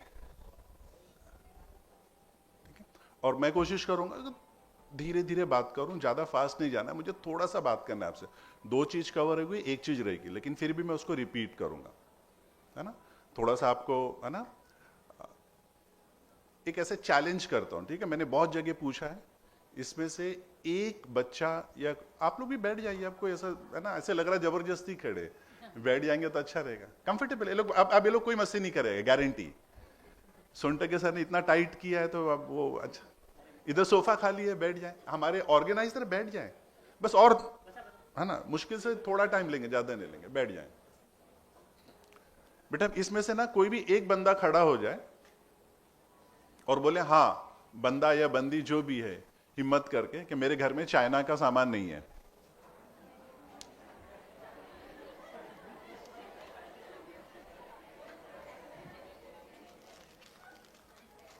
बोलो ना प्लीज, कुछ इनाम रख लें उस पे, मेरा मोबाइल ले लो चलो. चाइना का सामान नहीं है मेरे घर पे, कोई एक बंदा खड़ा हो. ये लेक्चर में बीकॉम जब फर्स्ट ईयर हमारे पास बच्चा आता है, फर्स्ट ईयर में हमारे पास 5 डिवीजन 550 बच्चे आते हैं फर्स्ट ईयर में, फर्स्ट ईयर बीकॉम में. और बीकॉम म्हणजे बिजनेस है ना. और सर ने जैसे बोला सर्विस और बिजनेस हमारे पास 2 ऑप्शन है, सर्विस की अलग रिक्वायरमेंट है, बिजनेस की अलग रिक्वायरमेंट है. तो अभी उधर नहीं जाते हैं, सिर्फ मैं आपको बोलता हूं कि ये बच्चा अगर हम इसको कोई चाइना में जाके ये कॉपी करे कि भाई चंद्रपुर में अशफाक खान नाम का एक बंदा बात कर रहा था, और ये महाराष्ट्र का इंटीरियर पार्ट है, बॉम्बे में बात किया, चालू नहीं है मैं? हेलो, अरे वाह, है ना कि वो बॉम्बे से बात कर रहा था और फिर यहाँ पे भी जाके बात किया, इनके पास इतने बच्चे पढ़ते हैं, हर साल इतने बच्चे पास आउट होते हैं, और कॉलेज के बच्चों को बोला कि बाबू ऐसा है, ये चाइना में बताओ ना, चाइना के बच्चों को चाइना की क्लास में हम बता रहे हैं कि यार आप लोग का प्रोडक्ट इंडिया के गांव गांव में, घर घर में, बच्चे के जेब जेब में है। अब वो जितने भी चाइनीज बैठे हैं वो बच्चे क्या होंगे, शिपा शिपा एकदम कितने खुश होंगे बताओ ईमानदारी से, क्या लेवल ऑफ कॉन्फिडेंस होगा। तो मैं आपको यहां पे छोड़ता हूं बेटा, जस्ट थिंक ओवर इट। अब मैं दूसरा क्वेश्चन करता हूं, चाइनीज को देखा, हमसे आंख बड़ी है कि छोटी है? छोटी है। हाइट है ना, हर मामले में कोई हाँ ना, हाँ। तो क्या कम है हमें, क्या ऐसा हमारे में नहीं है कि चाइना का एक एक प्रोडक्ट हमारे गांव गांव में, शहर शहर में भरा हुआ। हमने कौन सी गलती की, हमसे कहां चूक हो गई, where we have gone wrong, what mistake हमने किया है? कुछ तो हुआ ना बेटा। अच्छा, चाइनीज हमारी जबान है? नहीं। विदाउट, है ना, क्या हमारी जबान नहीं समझते, फिर भी हमारे घर घर की वाट लगा के छोड़ा है। मैं तो बच्चों को बोलता खाली अब एक ही चीज बाकी है चाइनीज से आना, है ना, हमारा भजिया, आप बोलते चाइनीज भजिया हो गया, चाइनीज भेल है ना, नाम है ना, ए भैया चाइनीज भेल दे। अब खाली एक ही बाकी, अशफाक तू चाइनीज लेके आ वहां से, बाई को बोलो क्या क्या, where we have gone wrong, कहां हमसे गलती हुआ। आई होप समझ में आ रहा है आई एम टॉकिंग। बोलो ना बेटा, कहां गलती हुई हमसे, हम कहां गलती हो गई? हमारी हाइट छोटी है, क्या हम उनसे, यहां भगवान ने बनाते वक्त जो भेजा, बोला नहीं ये डिफेक्टिव प्रोडक्ट है, इंडिया में भेजो। पावली कम ही आए, गुस्सा करेंगे आप, बोलेंगे एक बार बोला ठीक है सर सुन लिया, दोबारा नहीं सुनेंगे, क्या कम समझ के रखा हमको, झगड़े पे आ जाएंगे आप। मैं बोल रहा हूं ना, हाँ आपकी पावली कम है, बोलो ना क्यों, फिर चाइना ने क्यों आट लगाई आपकी? एक्चुअली हमारे यहां पे ऐसा कुछ भी नहीं था कि हम ऐसे नहीं थे। हमारे यहां से, इंडिया से पूरे वर्ल्ड में चीजें जाती थी, सामान जाते थे। हमने अपने घर की अपने हाथ से वाट लगाई है, सॉरी। हमारे पास व्यवसाय थे, हम सिल्क में, कारपेंट्री में, कौन से इसमें नहीं थे। ताजमहल कहां पे बना, इंडिया में ही बना है। इतना होने के बाद भी कहां हमसे गलती हुआ, कहीं तो गलती हुई ना बेटा। वरना हमारे यहां पे बॉम्बे में थाईलैंड के एक, जैसे बाल कटाने जाते हैं ना, सैलून बोलते हैं, तो वहां पे फूट मसाज बोल के, फूट मसाज बेटा, फूट पैर का मसाज, और उसका एड मैंने देखा बस के पीछे लिखा हुआ था क्या 800 या 1200 ऑफ टाइम में। ऑफ टाइम म्हणजे ज्यावेळी कोणी पण तिथे जातात नाही त्यावेळी तुम्ही जा, तुम्हाला ऑफ टाइम मध्ये तुम्हाला 1200 मध्ये तुम्हाला मसाज करून भेटेल पायाचे। त्यावेळी मी ना असं मुझे स्ट्राइक हुआ कि बेटा हमारे पास गाना था, सिर जो तेरा चकराए, गाना है ना, या दिल डूब जाए, आजा प्यारे पास हमारे काहे घबराए, है ना, तेल मालिश, है ना? हम सिर पे थे, हमने उसको छोटा छोटा काम समझा। चौपाटी में जाना हम सिर, अरे ये छोटे लोग ऐसे ही काम करते, ठीक है, छोटा छोटा बोल के उसको खत्म किया। थाईलैंड ने पैर पकड़ा और आपके मुल्क में आके, अब आपके मेरे कंट्री में आके पैर का मसाज करके जेब में से पैसे निकाल के लेके जाते हैं। समझ में आया बेटा मैं क्या बोल रहा हूं आपसे? तो ये मैंने बैकग्राउंड क्रिएट किया। 3 बात पे अपन बात, number 1 confidence, number 2 creativity, number 3 character. ये 3 चीज पे अपन बात करेंगे। नंबर 1 कॉन्फिडेंस, आत्मविश्वास बोलते हैं ना, सर ने बोला ना, वो कैसे लाना है। दूसरा क्रिएटिविटी, तीसरा कैरेक्टर। ये 3 सी पे बात करेंगे, ठीक है। तो कॉन्फिडेंस कैसे आएगा? कॉन्फिडेंस मतलब आत्मविश्वास कैसे आएगा बेटा? क्या मेरे ऊपर भरोसा, अशफाक का अशफाक के ऊपर भरोसा हो। लोग डिफेक्टिव माल नहीं खरीदते। हालांकि एक एग्जांपल दूं आपको, हाँ ये बेटा आ जाना, कोई भी आ जाओ, आ जाओ। ये क्या है? बिस्किट है ना, ₹5 वाला है ना? अभी देखो, ₹5 वाला बिस्किट है ना, मैंने इसको तोड़ दिया। ए इधर ही रुक, ये तोड़ दिया, ठीक है। अब इसने आया, बोला ओ अंकल मेरे घर पे ₹5 वाला बिस्किट दो। मैंने ये हाथ में दिया, अभी लेंगे ये बिस्किट? क्यों नहीं लेंगे? डैमेज है ना, मतलब खराब है। खराब है ना, जा जा, तेरा मम्मी ले लेगा, जा। नहीं। मैं 2 बार और बोलेगा तो पटक देगी, बोलेगा ए भैया ₹5 वापस दे। ऐसे ही बोलेगा ना। अभी भैया क्या बोलता है वो सुनो। घर पे लेके जाएगा, तोड़ेगा, तोड़ के ही खाएगा ना। तो मैंने पहले और तोड़ के देगा इसको, ला। तोड़ के खाना है लेकिन टूटा हुआ नहीं लेना है। एक्सेप्ट बाहर पब्लिक इतना आपसे एक्सपेक्ट करते बेटा। हमारे पास कौन सा एटीट्यूड है मालूम है? हम लोग क्या समझते हैं, हमारे मार्केट में हमारे पब्लिक लोग क्या, चलेगा। इसलिए हम आंसर पेपर लिखते ना, अरे लीना चलेगा, चलेगा लिख, नाम है ना, चलेगा। नहीं चलेगा, लोग देखते। इसलिए हमारा प्रोडक्ट है ना कि आत्महत्या कर रहा है, चाइना का आके जिंदा है, जी रहा है। हम इतना हिम्मत नहीं करते। ये क्लियर हुआ बेटा? बैठ, लेके जा। कॉन्फिडेंस बढ़ाना है ना? ये पता है, मैं डेली मॉर्निंग में, अभी आप हाँ या ना मेरे से सवाल जवाब करना। पीले बेटा, पीले पीले, जल्दी पीले, काम है यार। ये मेरे हाथ में क्या है, बॉटल है। आम्ही तुम्हाला खरं नाही, खोटं नाही, खरं सांगतो, ठीक है। मैं हर दिन ऑफिस में आता हूँ सुबह, ऐसा ठंडा ठंडा फ्रूटी का वो मिलता है मेरे टेबल पे। मैंने गणेश को बुलाया, सागर को बुलाया, ये कहाँ से आता? बोला सर आम्ही नाही ठेवले इकडे। तर येटून कुठे का ना, आला कुठून ते? तर आम्हाला नाही माहिती है ना, ठीक है। फिर दूसरा दिन आया ऑफिस में, फिर आया, फिर गणेश को उसको बुलाया, बोला सर एक काम करो, तुम खाली फुकट परेशान होता है, कौन रखता है हमको नहीं मालूम, तुम सीसी कैमरा चेक करो। सीसी कैमरे में चेक किया, कुछ भी नहीं मिला। अपने आप आता है डेली एक फ्रूटी मेरे टेबल पे, मंडे से लेके सैटरडे तक। मैं पीता हूं, मस्त। पॉसिबल है? अपने आप। लेकिन मैं बोल रहा हूं ना बस, अशफाक प्रिंसिपल, यानी मैं पी के भी बोलता हूं, डेली पीता हूं मैं। अभी रमजान में बंद है, नहीं दे रहा ऊपर वाला। बोलो आया? आ सकता है? नहीं नहीं नहीं नहीं, नहीं। लेकिन मैं बोल रहा हूं ना बेटा, आ रहा है। झगड़ा करो मेरे से, मैं बोल रहा हूं आ रहा है। मैं पीता हूं ना, मेरे को मालूम है ना। आया कि नहीं? डेली टेस्ट मैं करता हूं और आप बोलते नहीं आ रहा है, कैसे पॉसिबल है बेटा? मैं बोल रहा हूं आ रहा है। थोड़ा और चिंगारी लगाऊंगा ना, आप बोलेंगे इसको भगा इधर से। आएगा अपने आप? हाँ हाँ हाँ। एक फ्रूटी का बॉटल अपने आप नहीं आता है, एक पानी का बॉटल अपने आप नहीं आता है। तो कैन यू इमेजिन बेटा,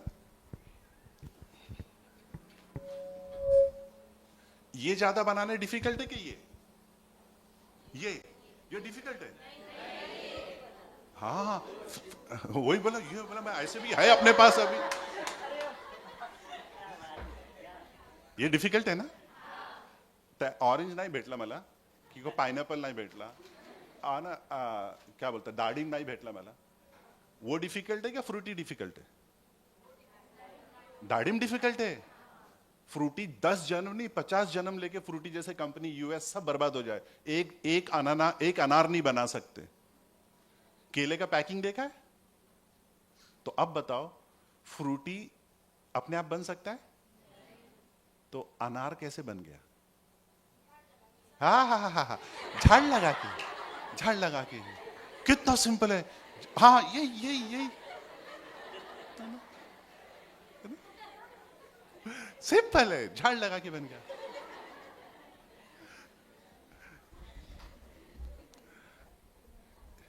झाड़ में है ताकत, उतनी ताकत है झाड़ में। हाँ बोले कभी, हाँ बोले झाड़ में ताकत है ना। झाड़ में आप पूरा झाड़ काट के देखो, गुलाब का, आपको गुलाब का उसमें कोई रंग नहीं मिल रहे हैं। इस है ना, गेंदे का फूल है, पूरा पेड़ नीचे से ऊपर तक करके देख लो, कोई ये रंग मिलेगा नहीं। तो आया कहां से रंग? उसमें स्मेल कहाँ से आया? गुलाब का स्मेल अलग, चमेली का अलग, है ना? आपके सामने आंख बंद करके फ्रूट रख दो तो बोले ले एप्पल खा, तो बोले येड़ा मत बना, ये पाइनएप्पल है। तो कैसे मालूम पड़ा? तो बोले नहीं, हमने सूंघ के बताया, उसके स्मेल से बताया। ये केला का जूस है, ये सब ये कहाँ से आ रहा है? जमीन में से आ रहा है। कौन ला रहा है? झाड़। एक झाड़ को लगा, एक तरफ मिर्ची लगाया, एक तरफ अनार लगाया, अनार में से अनार, मिर्ची में मिर्ची, तो बोलेगा फिर जाएंगे सेल पे जाएंगे, सेल आया ऐसा। और जाना भी डीप में जाना, है ना? उसमें फुल मेल फीमेल ऐसे सेल्स आए, फिर वो सेल को किसने बनाया? वो सेल को किसने समझाया कि भाई यही करना है जाके? I hope my dear you are understanding. तो यहां से मुझे क्या समझाना है आपको? बेटा ये अपने आप नहीं बन सकता है, इसका भी कोई बनाने वाला है, अपने आप नहीं बना। और पेड़ में इतनी ताकत नहीं है कि वो इतना ब्यूटीफुल, है ना, और इतना स्मेल वाला, खुशबूदार, और सीजन में। किसी को बोल दिया ये सीजन में आना, किसी को बोला वो सीजन। ये सॉफ्टवेयर किसने डिजाइन किया? तो ये जब थॉट प्रोसेस हमारा चालू होगा बेटा, तब अपने ऊपर हमको कॉन्फिडेंस आता है कि नहीं, हमारा बनाने वाला भी कोई है। जब उसने बनाया है तो उसका बनाने वाला कभी डिफेक्टिव नहीं हो सकता है। हाँ, हमको बनाने वाला कौन है? कि वो परमात्मा है जिसने हमको पैदा किया, उसने बनाया। माँ बाप को भी नहीं पता चला, उसने बनाया हमें। तो जब हम उसकी ताकत के साथ चलेंगे ना, उसको पहचान के चलते हैं, तो अपने ऊपर कॉन्फिडेंस आता है। और ये कॉन्फिडेंस किसी का बाप भी हमसे छीन नहीं सकता है। फिर किसी के सामने आप खड़े होकर बात कर सकते हैं, किसी से भी बात कर सकते हैं आप, कि पाउली कम नहीं है बनाने वाला। आईफोन को अपने ऊपर भरोसा है, तो अपने हमको अपने हमारे ऊपर नहीं भरोसा है कि पूरी कायनात को जिसने बनाया उसने मुझे और आपको बनाया है। तो ये मुझे लाके यहाँ पे लाके आपको पहला पार्ट है, ये है कॉन्फिडेंस का। इस कॉन्फिडेंस के साथ चलना है। किसी को नीचा ऊपर नहीं बनाया भगवान ने, सबको एक बराबर बनाया, एक समान बनाया, है ना? इसमें और कॉन्फिडेंस कब आएगा कि उसने क्यों बनाया। उसने क्यों बनाया? बेटा समझ में आ रहा है? आप है मेरे साथ, है ना? तो ये मैं आपको लिए होमवर्क दे देता हूं, ठीक है ना? इतनी सारी आईफोन बनाया, है ना, और मर्सिडीज बनाई, टाटा वाले ने ट्रैक्टर, है ना, महिंद्रा वाले ने ट्रैक्टर बनाया, सब बनाया। सब बनाने के बाद बोलते हैं ये इसलिए बनाया, है ना? गाड़ी मेरी हो, है ना, और मैं, है ना, कि कार हो, उसके अंदर ईंट पीछे रख रख के लेके जा रहा हूं, आप बर्दाश्त करेंगे? नहीं करेंगे। तो हर चीज बनाने के पीछे एक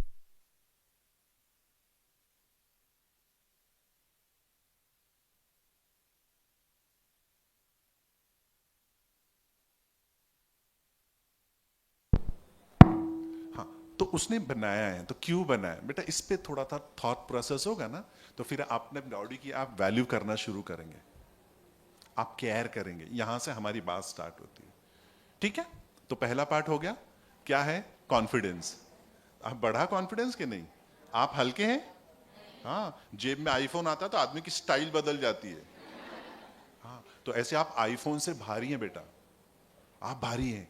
आपको बनाने वाला मेड इन गॉड है, भगवान ने बनाया आपको, तो कितना प्राउड फील करना चाहिए, है ना? आदमी ढीला ढाला चलता है, जैसे थोड़े से पैसे आए ना, मेरे को नहीं पहचानता तू। तो ऐसे ही आप मेरे को नहीं पहचानते भाई, मेरे से पंगा मत लेना। क्यों? तू कौन है बे? अबे मेरे को किसने बनाया मालूम है तेरे को? ये कॉन्फिडेंस के साथ आपको साथ चलना, ठीक है? उसमें फिर रंग अलग है ना, साइज अलग है, कलर अलग है, बाल के रंग अलग है, सब अलग है। ये उसने बनाया, उसका काम है, उसका लुकआउट है। उस पे अपने को we don't need to criticise anything for that, ठीक है? We should be happy whatever जो भाई अल्लाह तूने मेरे लिए ये पसंद किया, मैं इस पे खुश हूं, बस दैट्स इट। अपना मामला उसके हाथ पे छोड़ो, एक ही हो गया, ठीक है बेटा? दूसरा, पहला हो गया कॉन्फिडेंस, दूसरा है क्रिएटिविटी। क्या है? अपने इधर क्या है? चलता है। ये चाइना, ये डिफिकल्ट है बेटा, चलता है नहीं चलता है बोलने का, है ना? एक एग्जाम्पल दे दूं फिर आपको समझ में आएगा। आजा बेटा, आप आ जाओ।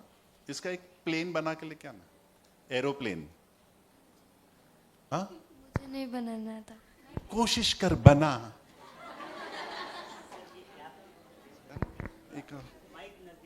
एक सर ले लूं मैम, इधर पे कोई ये, हाँ ठीक है। और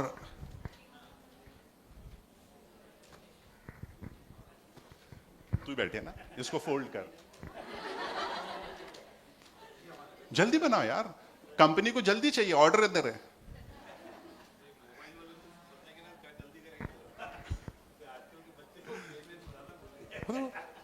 इतना सर ने बताया, ठीक है, फिर भी उसी में उलझन, जल्दी जल्दी जल्दी फोल्ड कर। हो गया? ये देखो फोल्ड वाले ने जल्दी दिया, इसने बच्ची ने फोल्ड करके दिया, ठीक है। ऑर्डर क्या आया कंपनी की तरफ से, फोल्ड करना है, तो उसने फोल्ड करके दे दिया। दुनिया, पूरी दुनिया ऐसे ही फोल्ड करती है। सर मैं भी इसको फोल्ड करता हूं, मेरे पास भी ऑर्डर आया फोल्ड करने का, और मैं आपसे बात करते करते फोल्ड कर रहा हूं, ठीक है। ये जल्दी प्लेन बना, ऑर्डर कैंसिल होएगा नहीं तो। अभी ना महिंद्रा को देगा ऑर्डर, इतना लेट ऑर्डर आया, चाइना को भेजू। फोल्ड किया उसने, मैंने भी फोल्ड किया, उसके फोल्ड में बोरिंग था, मेरे फोल्ड में इंटरेस्टिंग है। मेरे को काम चाहिए, ऑर्डर चाहिए, मैंने भी फोल्ड किया।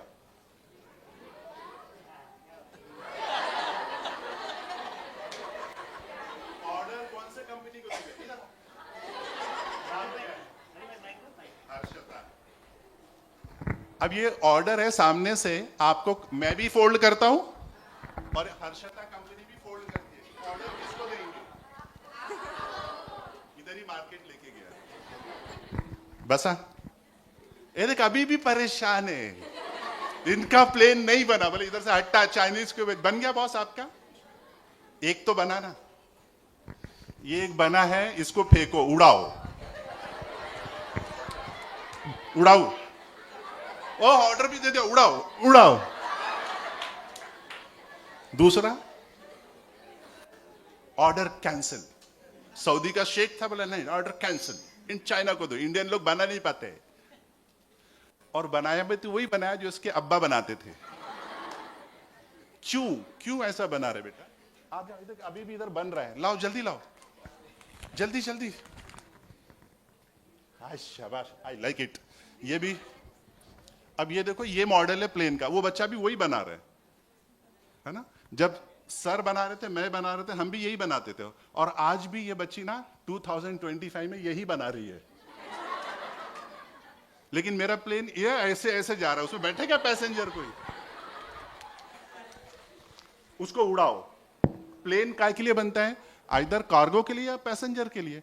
उसमें बैठा हूं मैं, मेरे को भेजो भेजो, बांग्लादेश भेजो भेजो भेजो।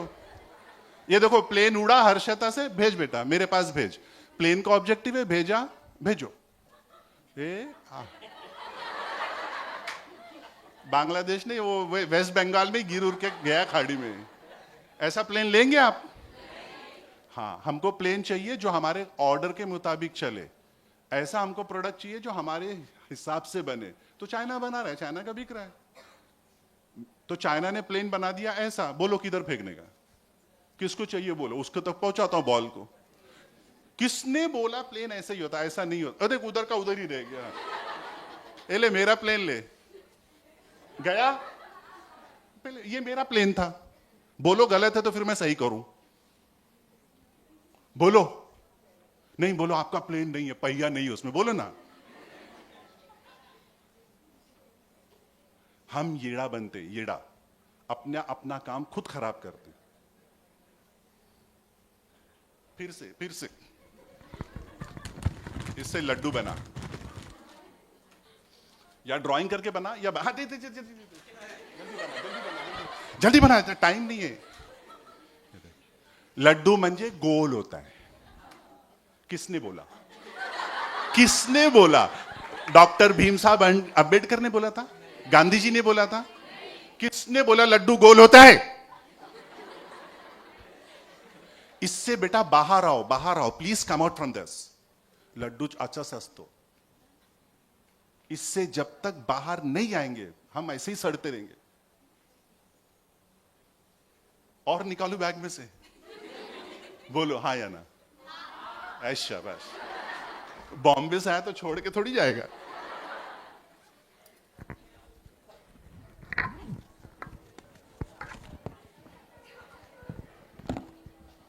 हाँ क्या है? ठीक है। मैं जादूगर नहीं बोले होते बॉम्बे से आया था जादू दिखाने के लिए। नको, माचिस है, आजा बेटा। अरे तू ही आ जा यार, आप भी आ जाओ बेटा।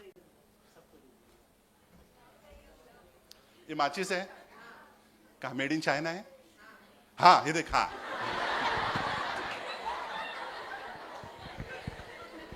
माचिस है ना?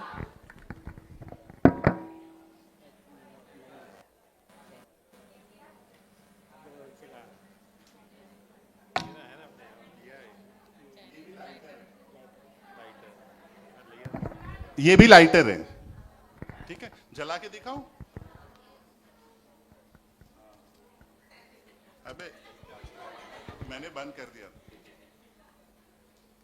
ए मैंने चालू कर हाँ है। ए इधर है बे, चलेगा तो ला तेरी जलाता हूं। जला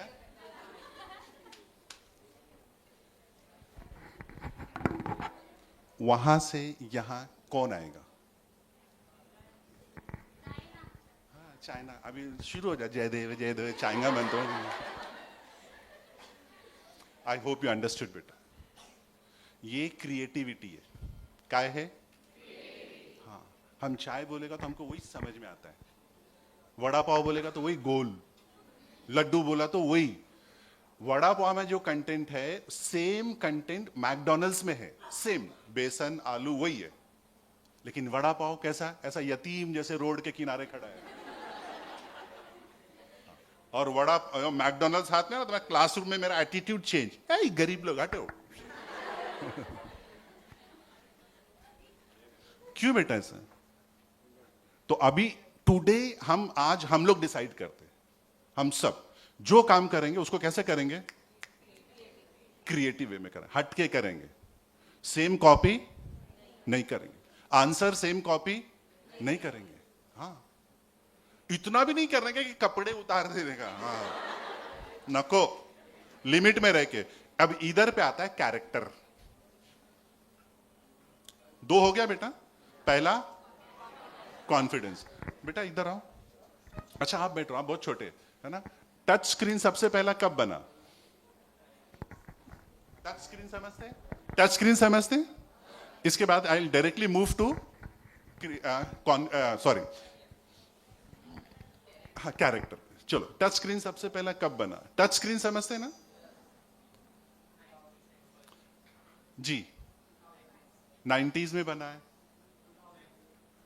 2000 में बना। बोलो, छोड़ो लंबी लंबी, है ना? है ना? कहां पे नहीं सर, कब बना? पूरी दुनिया में। बहुत अच्छा सर ने पूछा, वो बहुत स्पेसिफिक है, बोले इसमें भी घुमा रहा है ये, इसे पूछो कहां पे। मैं बोल रहा हूं पूरी दुनिया में सबसे पहला टच स्क्रीन कब बना? बॉस 1960, ठीक है, इसने भी फेंका लंबी सी, ठीक है, ठीक है। अभी देखो, टच स्क्रीन म्हणजे, टच स्क्रीन मतलब टच किया तो ओपन हो गया, दैट्स इट। आपने अपनी किताब में पढ़ा है ना, वो एक प्लांट होता है जिसको टच मी नॉट बोलते हैं, वो कब बना? अच्छा हाँ, वो बनाने वाला क्यों? ये कॉन्फिडेंस है ना बेटा, आप समझ लो। चाइना बनाया तो बोले हाँ चाइना बनाया है, भगवान ने बनाया तो बोले ये नेचुरल है, ऐसा उड़ाते, नेचुरल है, दम है तो बना। सबसे पहला टच स्क्रीन अल्लाह ने इंसान को बनाया। और you are not touch screen only, emotional screen है ना। मोबाइल को ऐसे आंख से देख के उसको बंद कर सकते नहीं, लेकिन इसको मैं आंख से देख के रुला सकता हूं, है ना। बोल good morning, good morning sir, go to hell. Next time आएगी ना, ए बेड्याला मी करणारच नाही, जाऊ दे, है ना। एक बच्ची बैठी है बगल में, जाके बोला you are the most beautiful girl in this world, ये देख इसका मुंह।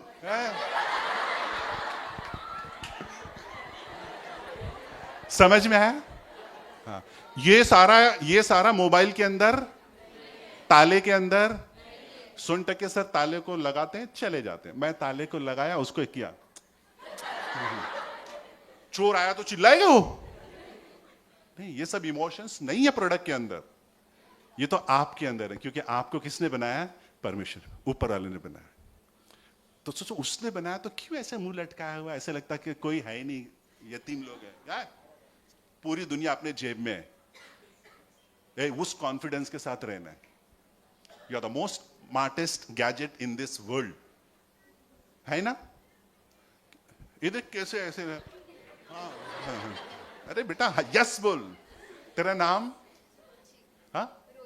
हाँ रोची, रोती नहीं, है ना? मस्त एकदम ऐसे ये पूरी दुनिया में ऐसा नाम, ऐसा प्रोडक्ट नहीं है दूसरा कोई। कितना कॉन्फिडेंस आना चाहिए आपको। ठीक है बेटा, चल। और लास्ट पे आते हैं कैरेक्टर। किस पे आते हैं? मैंने एप्लीकेशन दिया सोनटके सर को कि सर मेरे को आप अपने यहाँ जॉब पे रखो। आइकॉन क्या? काय पे रखो? जॉब पे, टॉप क्लास।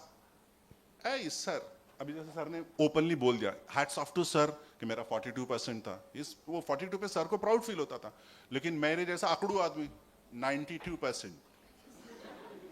बायोडाटा भी रख रहा था, ऐसे रख रहा है सोनटके सर के बाद, है ना? और क्वालिफिकेशन और ये वो सब है। दिया, सोनटके सर ने देखा, ऐसे उठा, बोला लई भारी मानुस है ना, हो गया ये बच्चा आहे। बोला ओय सोनटके सर याला पाहिलंय बाहेर वाजून एक कॅन्डल ढापून आले त्यांनी। जॉब अच्छा है, प्रोफाइल अच्छा है, लेकिन बाहर आपने देख लिया वॉचमैन से बदतमीजी से बात कर रहा था, या केले वाले का एक केला तोड़ के, ए केला कैसे दिया? तो बोला 40 रुपया, चेक करना पड़ेगा। एक खोला खा लिया, हाँ मीठा नहीं है। रखेंगे क्यों? हाँ, कैरेक्टर ढीला है। कितना भी अच्छा आदमी होगा, अगर आपको पता चलेगा कितने भी अच्छी है ना प्रपोजल रहेगा मैरिज का, आपको ये मालूम पड़ेगा कि नहीं कैरेक्टर अच्छा नहीं है।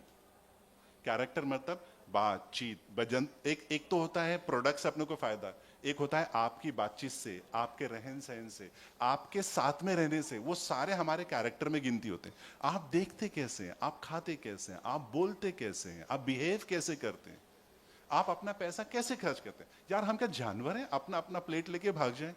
क्या सारा पैसा मेरा ही है जो कमाता हूं? इस पे दूसरे का हक नहीं है, मेरे दोस्त का हक नहीं है, मेरे पड़ोस लोग का हक नहीं है, मेरे माँ बाप का हक नहीं है, मेरे रिलेटिव्स का हक नहीं है, जो क्लास में मेरे साथ आके मेरे बेंच में बैठता है उसका हक नहीं है। हम लोग इतने सुपरफिशियल हो गए कि ईद आएगी तो मैंने अपना कपड़ा सिला, हर एक पूछता तो सर आपने कपड़ा सिला क्या? को सिलाऊं? क्यों सिलाऊं? मुझे मेरे दोस्त का सिलाने का। एक बार ये बेटा मैं आपको क्लासरूम की बात बता रहा हूं, ठीक है? एक बच्चे से पूछा मोबाइल, किसी के पास मोबाइल है? तो बोला हाँ मेरे पास। कितने का है? तो बोला किसी के पास आईफोन है? तो हाँ है। मेरी क्लास के अंदर सेकेंड ईयर बीकॉम करते 1,20,000, सर के जेब में 12,000। दूसरा ऐसे जूते पे बात आई तो किसके? तो बोला सर ये 8,000 का है। तो उसमें कौन सा तीर मार लिया? इसमें ज्यादा फायदा है या मैं 800 का, 600 का, 500 का पहनूंगा लेकिन अपने क्लासमेट को भी साथ में पहनाऊंगा? किस में ज्यादा मजा है?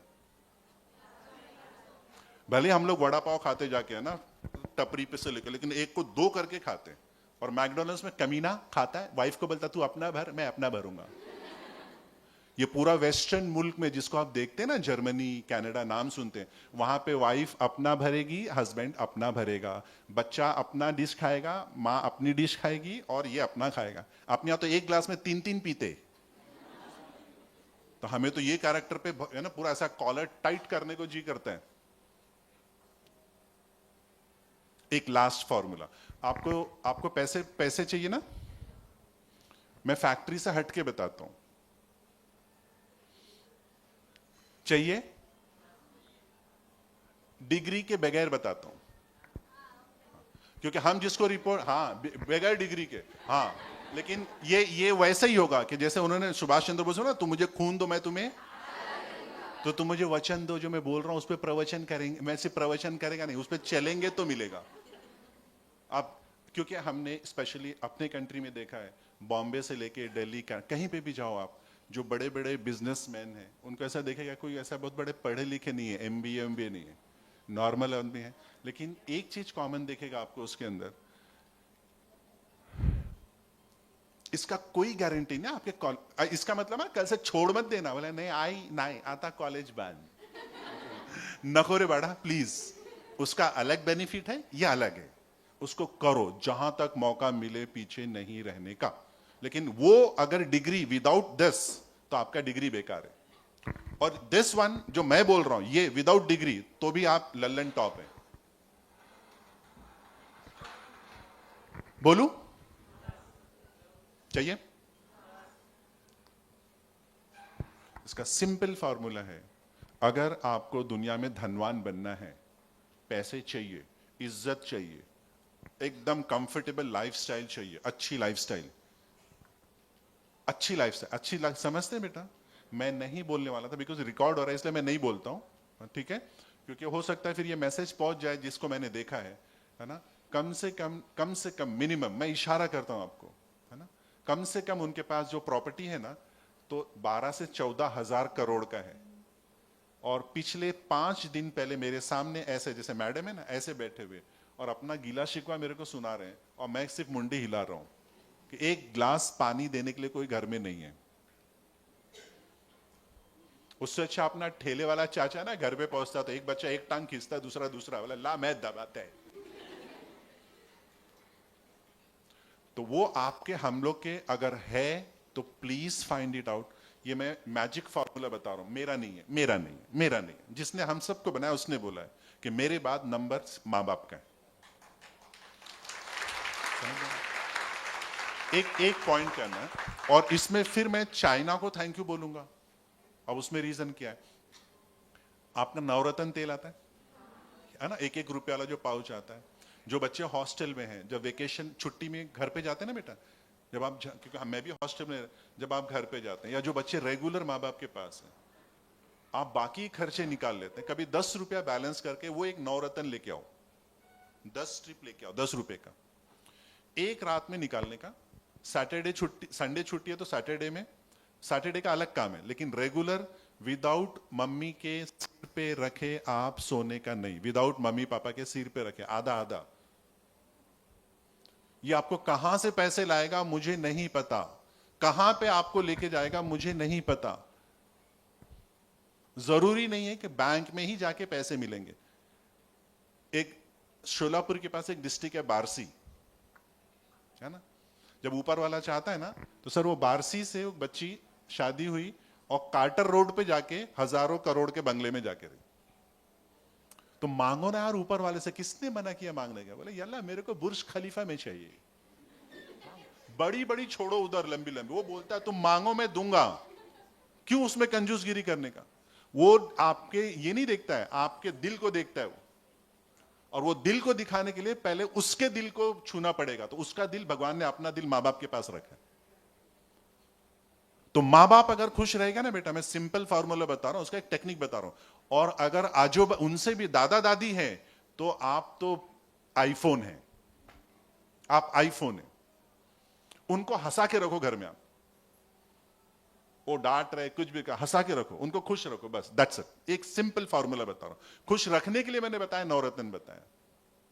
फिर बहुत है, सैटरडेज में उनको गर्म पानी करके हाफ बकेट लेके आने वाला, मम्मी याच्या मध्ये पाय टाक, तो उसमें पैर डालेंगे तो वो नरम होएगा थोड़ी देर बाद, 10-15 मिनट के बाद उसको निकालो, कॉटन का कोई कपड़ा उसको रखो और नेल कटर से पूरा नेल कट करके दो। वो मैंने अभी बताया ना, 15-20 हजार करोड़ के मालिक है, उनका नाखून जैसे जानवर जैसा नाखून बड़ा होता है वैसे बड़ा होता है। ये बाबा ये कट कर देना, क्योंकि ये सोनटक के सर फेसबुक पे डालेंगे, फेसबुक डाले कोई देखा तो बताएगा अच्छा मेरी बात कर रहा था। मैं किसी की बात नहीं कर रहा, लेकिन पैर के नाखून बड़े थे जो मुझे देख के अच्छा नहीं लगा। काश मेरे घर पे होते, मेरे पड़ोस में होते तो मैं आपका काटता। तो वो गीला करके काटेंगे तो उनको भी पेन नहीं होगा, बहुत स्मूथली कट होएगा और वो उनको फील होएगा। हाथ के नाखून वो ऐसे ना, ऐसे हाथ काटता है तो आप पकड़ो, ये दादा मी फिरता ना, ये याच्या वाटते मी कट करतो। पड़ोस में कोई बुड्ढा है, पकड़ो उसको यार। ये टेक्निक मैं आपको बता रहा हूं बेटा, ये आपका ना एकदम मैजिक फार्मूला है पैसा कमाने का। और ना पैसे लगते हैं, ना डिग्री लगती है, कुछ भी नहीं लगता, सब दूसरे के पैसे पे आप धंधा कर सकते हैं। उबर, ओला, अमेजॉन क्या कर रहे हैं? लगाओ कमीने लोग, लगाओ, हम धंधा करेंगे, तुम दुकान लगाओ, हम बेचेंगे तुम्हारा सामान। तो ऐसा कोई टेक्निक भयंकर लाने का और करने का। तो आपका हो गया नंबर 1 कॉन्फिडेंस। किस पे होना चाहिए? हाँ, चढ़ने का स्टाइल एकदम अलग होना चाहिए आपका। अकड़ के नहीं मोले वाला, ओ बड्डा तू जाने वाला, ऐसा नहीं। एक ना सभ्यता वाला होता ना, जो चलने का स्टाइल एकदम ऐसे। भले ही हमारे घर में कुछ भी नहीं रहेगा, लेकिन ऐसा किसी को महसूस नहीं होता ना कि हमारे घर में कुछ भी नहीं है। वरना कुछ लोग का तो जेब भरी रहती, चलने का स्टाइल एकदम फकीर जैसा होता है कि लोग पैसे ना मांग ले। इतना भी माइजर नहीं बनना, कंजूस। जितना है उतना रिफ्लेक्ट करना चाहिए आपके पास से, आपके कपड़े से, आपके जूते से, आपके गाड़ी से दिखना चाहिए। हाँ, मस्त दिया है भगवान ने, तभी तो एंजॉय कर रहा हूं। इसलिए क्यों? क्योंकि मैं क्रिएटिव आदमी हूं। क्यों कि मैं कैरेक्टरलेस नहीं हूं, कैरेक्टर ढीला नहीं है मेरा। तो ये 3 चीज पकड़ के रखो बेटा। Thank you so much. अतिथि और सभी विशिष्ट अतिथियों का हृदय से धन्यवाद करती हूँ, जिनकी उपस्थिति ने इस कार्यक्रम को और भी शानदार बनाया। आपका मार्गदर्शन और सहयोग हमारे लिए अत्यंत प्रेरणादायक है।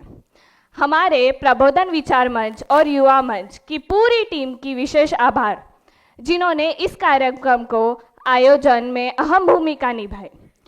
साथ ही हमारे इस कार्यक्रम में पर्दे के पीछे हमारे संपूर्ण होटल स्टाफ को भी तहे दिल से धन्यवाद, जिन्होंने सभी व्यवस्थाएं सुचारू रूप से संचालित करने में सहायता की।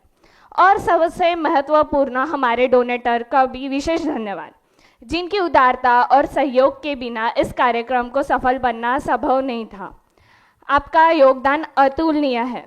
अंत में हमारे प्रिय दर्शकों और सभी सहभागियों का भी धन्यवाद, जिन्होंने अपनी उपस्थिति और सहयोग से इस कार्यक्रम को और भी अधिक शानदार बनाया।